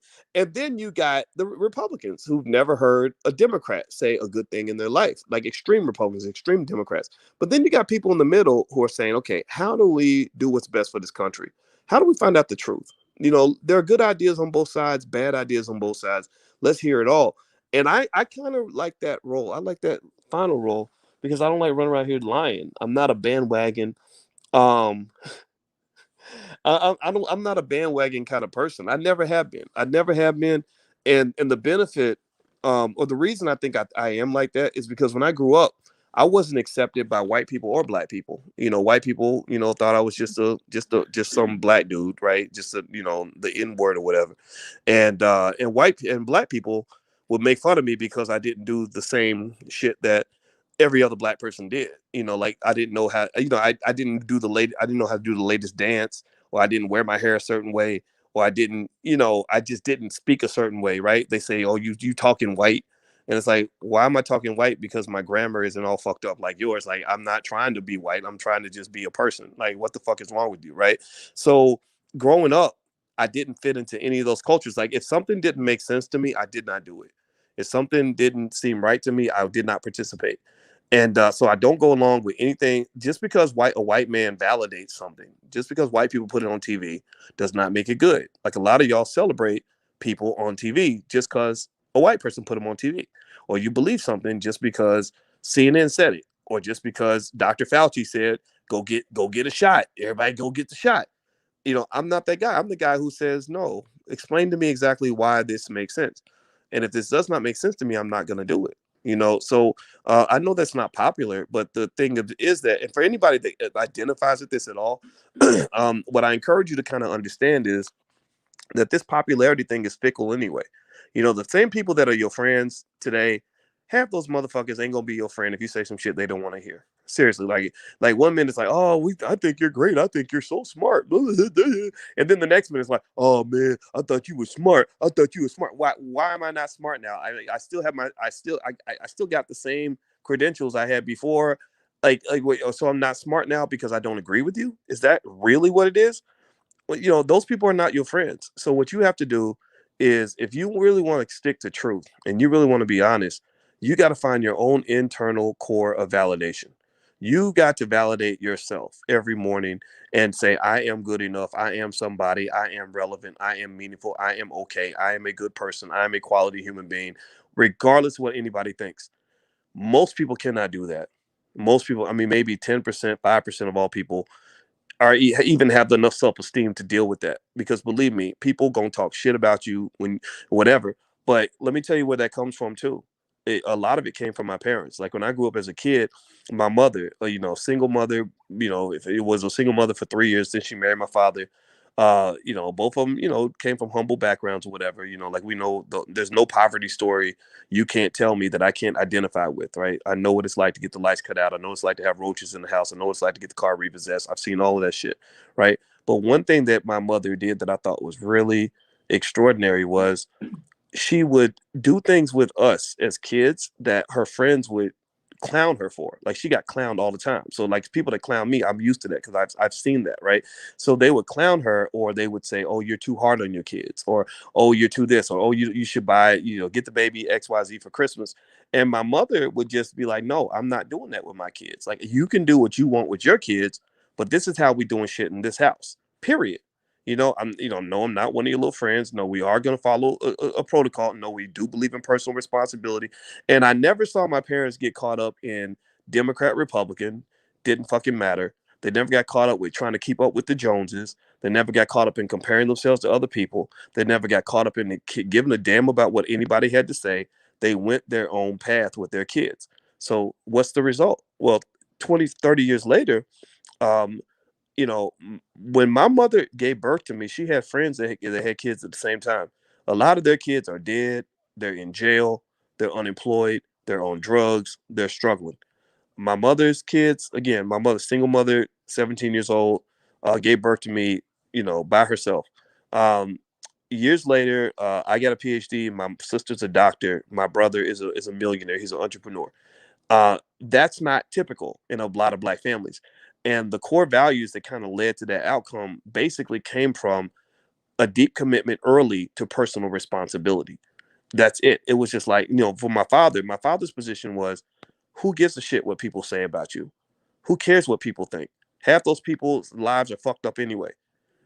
Or who cares? Is stop feeling sorry for yourself. Okay, things didn't go right for you, but so what? What are you gonna do? Sit around and blame the white man? You gonna blame Mr. Charlie down the street? You gonna blame your mama for when you were 5 years old? No. If you're a man, you get off your ass, you go fight, and if you lose the battle, you fight again, right? And that's what I got from my father. When my mother, it was not just a spiritual commitment to what you want to accomplish, like just be relentless about it, but also it was the willingness to go on your own path and to be okay with people hating you, to be okay with overcoming the peer pressure and not responding to any of that. So I really think for those, that those are the people I'm really talking to, honestly. Like I really I see comments and chaos and trolling, and it's like it's literally it's I know what it is. I know where it's coming from. It's coming from the fact that you somehow feel that you're empowered by what you say. Like if you say mama's cooking, you only feel power. Those words meant nothing to you a month ago. You knew, like, the term mama's cooking meant nothing to you, but because you know 100,000 other people are saying mama's cooking now, you're repeating that because you feel like there's power in numbers. You feel like there's power in going along with the fad and repeating what somebody else said. And it's like Dogecoin. Like Dogecoin suddenly has value because so many people believe in Dogecoin, but really Dogecoin only has the value that you believe that it has, right? So I get that, right? So but just know that because I understand where that comes from, it doesn't mean to me what it means to you. I want to know what you think. If you come in and you say something that is just like what the last eight motherfuckers just said, that pretty much is you telling on yourself. You're telling me that you are into groupthink, that you still haven't figured out who you are. And I'm going to ask you this question. At the end of the day, this is the question I ask anybody. This is for those who hear what I'm saying and those who do not. But if you're taking the time to come here and be nasty and make crazy comments, then that means that you see something here. There's the reason that you want to be here, right? So I'm going to even talk to you too. And I want to ask at the end of the day, who the fuck are you? Where the fuck do you stand? What the fuck are you made of? Like what the fuck do you believe in? What ideas are originally yours? Who are you? What is your purpose? What is your passion? Because your passion cannot be simply going along with the crowd. It's got to be deeper than that. And because that's what's going to define you. That's what's going to shape you. That's the only thing that gives you your opportunity to have any type of greatness in this world. That's the only type of energy that will allow you to rise out of the muck that our people have been stuck in for hundreds of years. Do not try to be popular. I want you to be powerful. Power does not give a shit about popularity. Power is its own popularity because I am the most popular motherfucker sitting in my chair right now.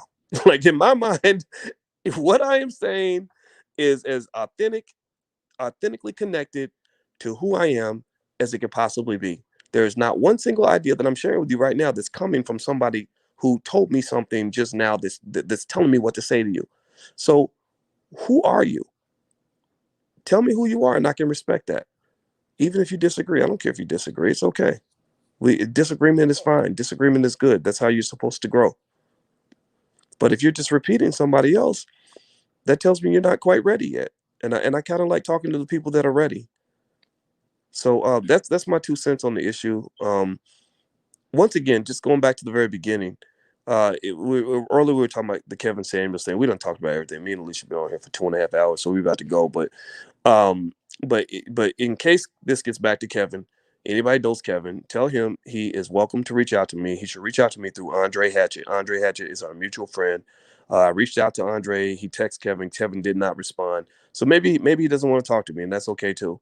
But if he ever wants to talk privately, publicly, his channel, my channel, both channels, I'm completely open to all of that. As long because and the reason I say that with him, I noticed I did not say that about other people. I did not say that about Kwame Brown. I did not say that about Umar Johnson. I do not necessarily see the benefit of me going on Kwame's channel or Kwame coming on mine. I don't know what that would do other than create more chaos. But with Kevin, he's a little different because I think Kevin is actually a very smart man who has his own opinions that where I have my opinions, I'm a smart man too. And I think that the people that really are looking for honest dialogue could appreciate that. And it wouldn't even have to be a debate. I think a good discussion would be a lot of fun. I really do. I don't think we should be threatened by healthy discussions. But I think we should feel threatened by fighting and lots of destruction. I don't think destruction is good. I've never seen much progress come from that. All right, guys. I'm gonna go. So please have a good day, and it was great talking to you. And love you, and I'll see you soon. Take care. Peace.